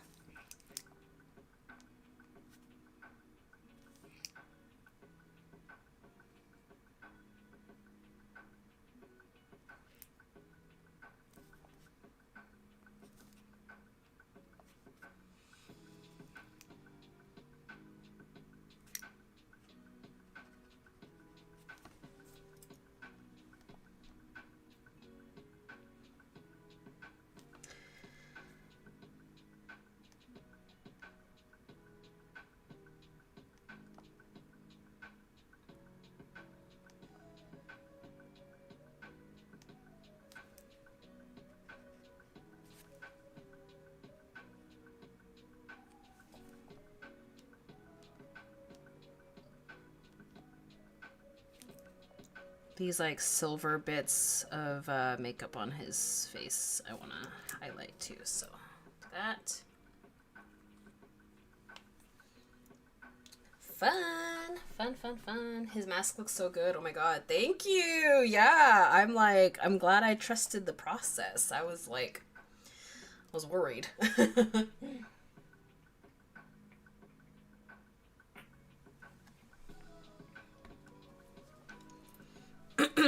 Okay. What else? Oh, actually, I'll outline his silhouette a little bit here. Or maybe not. Maybe not, since there's no like definitive outline around his head, so maybe not, honestly. Just kind of leave it like almost like when the camera is only focused on the center and then sort of fades out. I feel like I do want to do something like some kind of graphic thing.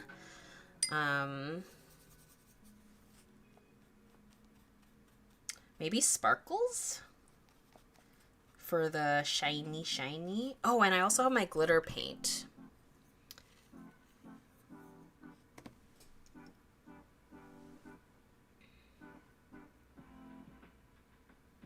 Because originally I was like, oh, do I do a big NASA in the background? And the S would be covered, and there would be basically A here. So then it would just look like nah, which would be kind of funny. Yeah, you know what? Maybe I'll just do like a big sparkle here.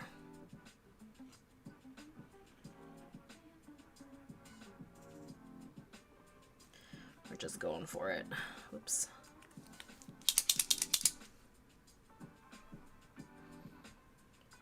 You're so good at making stuff look shiny and metallic. What's your secret? Oh, thank you, thank you. I think the biggest thing with making things really pop is that contrast, especially with the highlight, so that it makes it really, yeah, pop, having that dark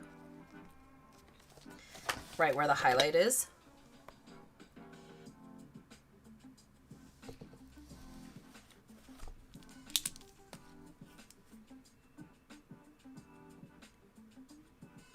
Come on, pen, I believe in you.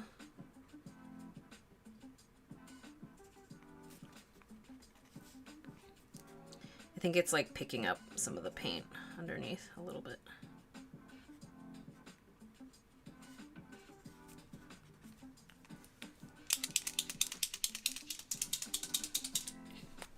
But yeah, I love painting shiny things. It's so fun. Oop. Big paint blob there, but we'll use it to our advantage. Well, actually, you know what? I'll just use a paintbrush. Honestly, that's probably more efficient anyway. Yep. Yes, it is. Oops.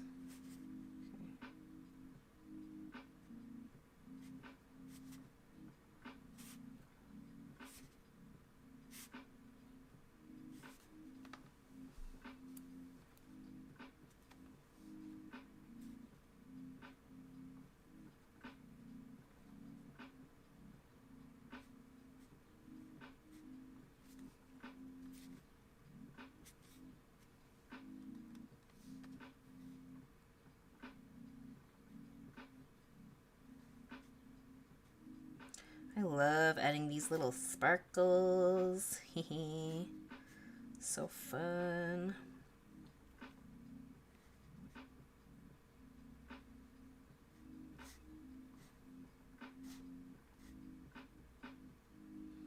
Did a lot of sparkles on my last illustration as well. Ooh, maybe one right here.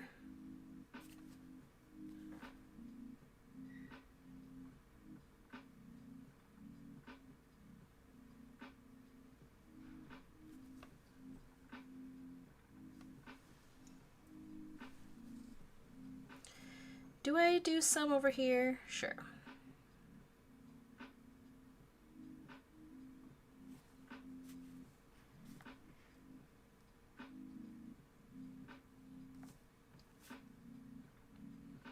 Yeah, originally I wanted to do something, some kind of big text in the background, but I think we're gonna leave it.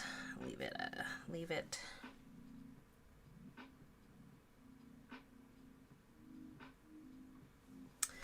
Fun. Okay. The last thing was the glitter. Now, where do I put the glitter? I guess just like little pops on his face and then the mask and maybe a little bit in the background. I don't know.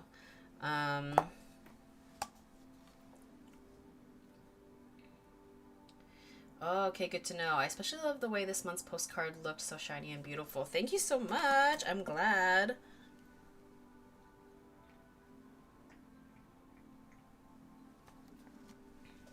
Which, by the way, shameless plug before we do the glitter gouache.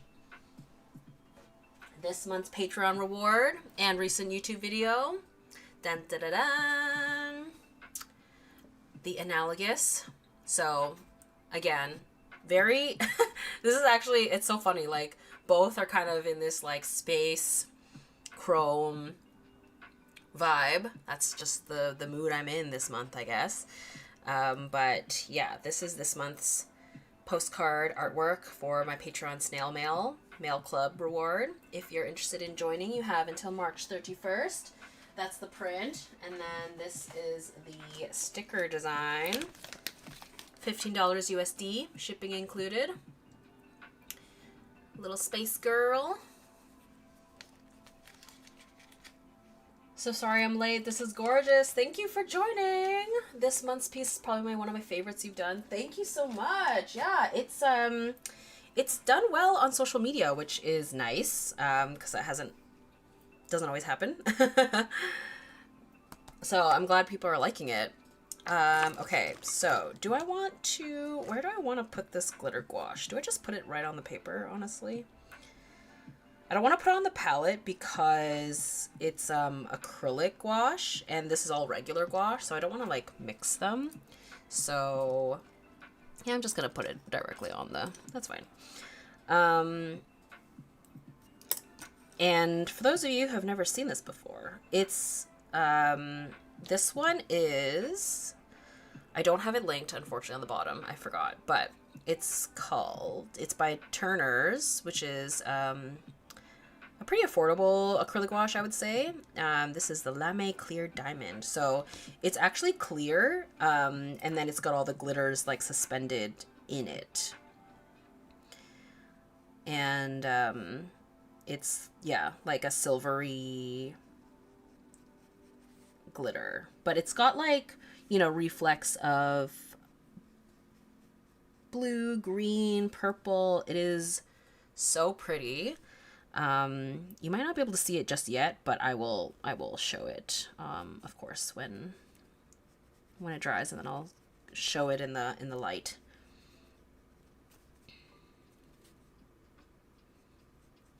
But yeah, I don't get to use it most of the time because it doesn't, you know, I can't really replicate it very well for prints and stuff. So it's fun to use for sketchbook things, since it doesn't matter.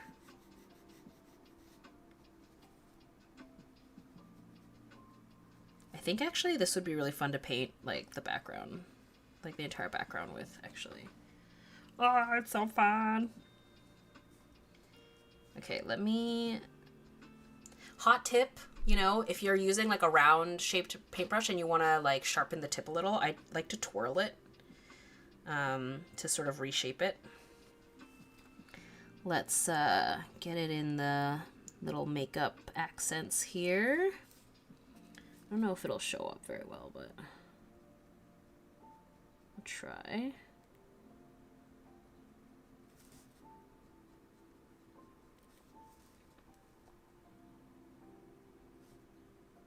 It's like putting on real makeup. The little glitter.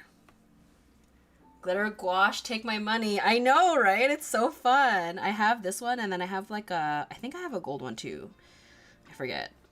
I have another one. I don't remember, but I use this one more often, I think.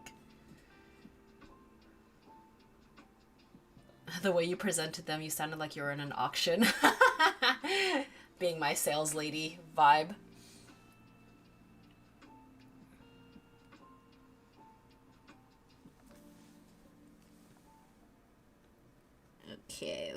Okay. Oh, yes. Yes. Okay, maybe I put the glitter on the white highlights too. The white sparkles, I mean.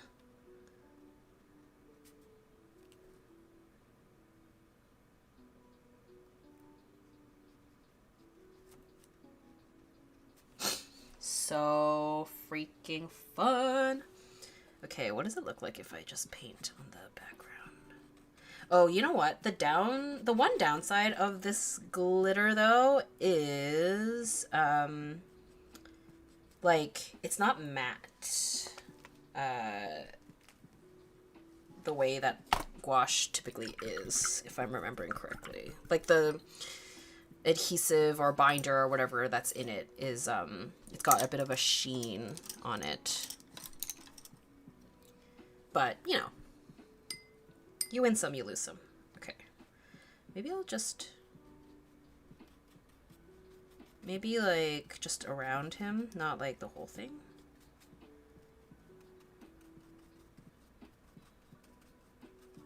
Try not to, like, disturb the paint too much underneath. But... just you wait. When it's dry and I hold it up, it'll look really cool.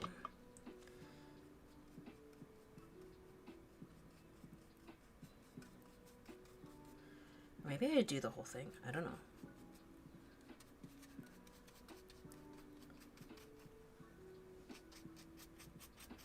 For consistency,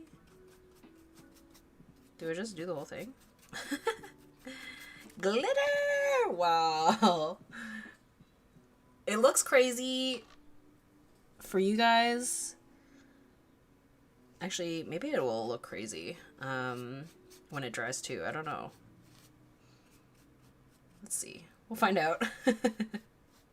Maybe this is overkill, but whatever. It's just for fun. Glitter, glitter, glitter.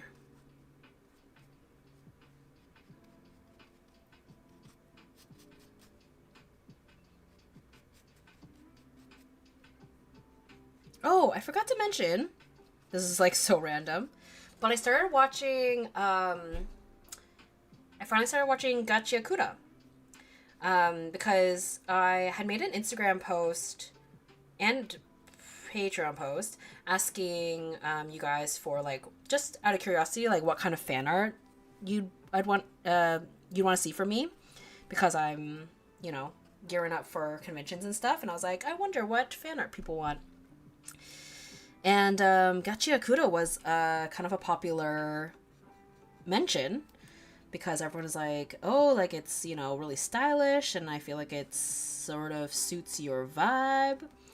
And so I finally was like, okay, maybe this is my sign to get into it. And so I started watching it, and you guys were right. The style is so cool. Definitely up my vibe, or up my alley. Haven't decided, like, what kind of fan art I would make for it, though. That's kind of my tricky thing. because it's like, it's one thing for like the character designs are cool and you know, but I need like inspiration to strike for fan art to happen, so we'll see. But I think what's his name, the guy with like the blonde hair and like the undercut, he's definitely my favorite, I think, character so far. There's no such thing as too much glitter. Your talent is crazy. Love it. Thank you. Excellent use of free will. Thank you. Thank you. Yeah. Oh my god. What the heck? Okay, when it dries, it'll be...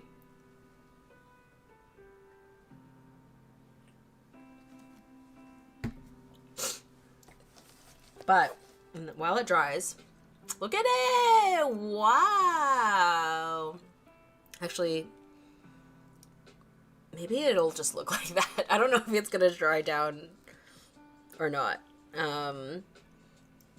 But the glitter is fun. I might have overdid it on the background. But you know what? I can paint over it if I hate it. But Songhwa plus glitter is perfect. I think he would approve. Yeah. Woo, woo, woo. You guys, we did it. I was concerned. For those of you who were here part of the journey, it was looking like San for a while. But after much tweaking, it ended up turning out to look like Songhwa in the end, which I'm very pleased about. Oh, does it smell weird? Oh yeah, it does. Ugh. Oh my god. Okay. I guess I've never used this much of this glitter gouache at once, so like, be warned, it has a weird smell. Wow. Don't you dare paint over it. That's so pretty. Thank you, thank you. Okay, I won't. The other thing was I used a pearl gouache, which I'd never used before, pearl white rose, as like the base for the skin. I don't think the camera quite picks it up, but I can see it in person. Obviously, it's like trying to compete with all this glitter as well anyways, but interesting effect for sure. Didn't hate it. I don't think I would use it for any like finished illustrations, but definitely fun to play around with for illustrations like this or like sketchbook stuff that kind of calls for it. But yeah, unfortunately I don't think I've got it in me to do the second half of the sketchbook page as I originally had thought. But for those of you who are part of my Patreon, I think that's what I'm going to end up doing. Basically, I'll probably just film it tomorrow, and it'll be an exclusive Patreon page. I am going to be painting Hongjun from the Adrenaline music video with this eye patch. Different vibe, but still iconic. And for those of you who weren't here at the beginning, I did do a warm-up sketch of the birthday boy. The skin looks amazing, so smooth. Thank you. Yeah, I'm surprised. Where is it? Yeah, this was a Songhwa sketch that I did like a week ago, but we did a little warm-up sketch of Yuno since it's his birthday. Technically, I think in Korea it's his birthday now, but like it's technically is it the 23rd? I think is his birthday. So it's tomorrow for us. I don't know. The timing is, anyway. So it's a little sketch, and then I miss this hair on Songhwa. So beautiful. Anyways, what's next? Oh, okay.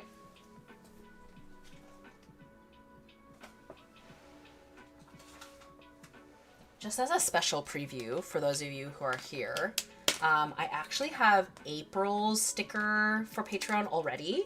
I got it done early and it's here. So a little sneak preview for you guys. This is going to be the vibe for April's Patreon rewards, which is kind of this like, actually kind of in this vein too, but more alien.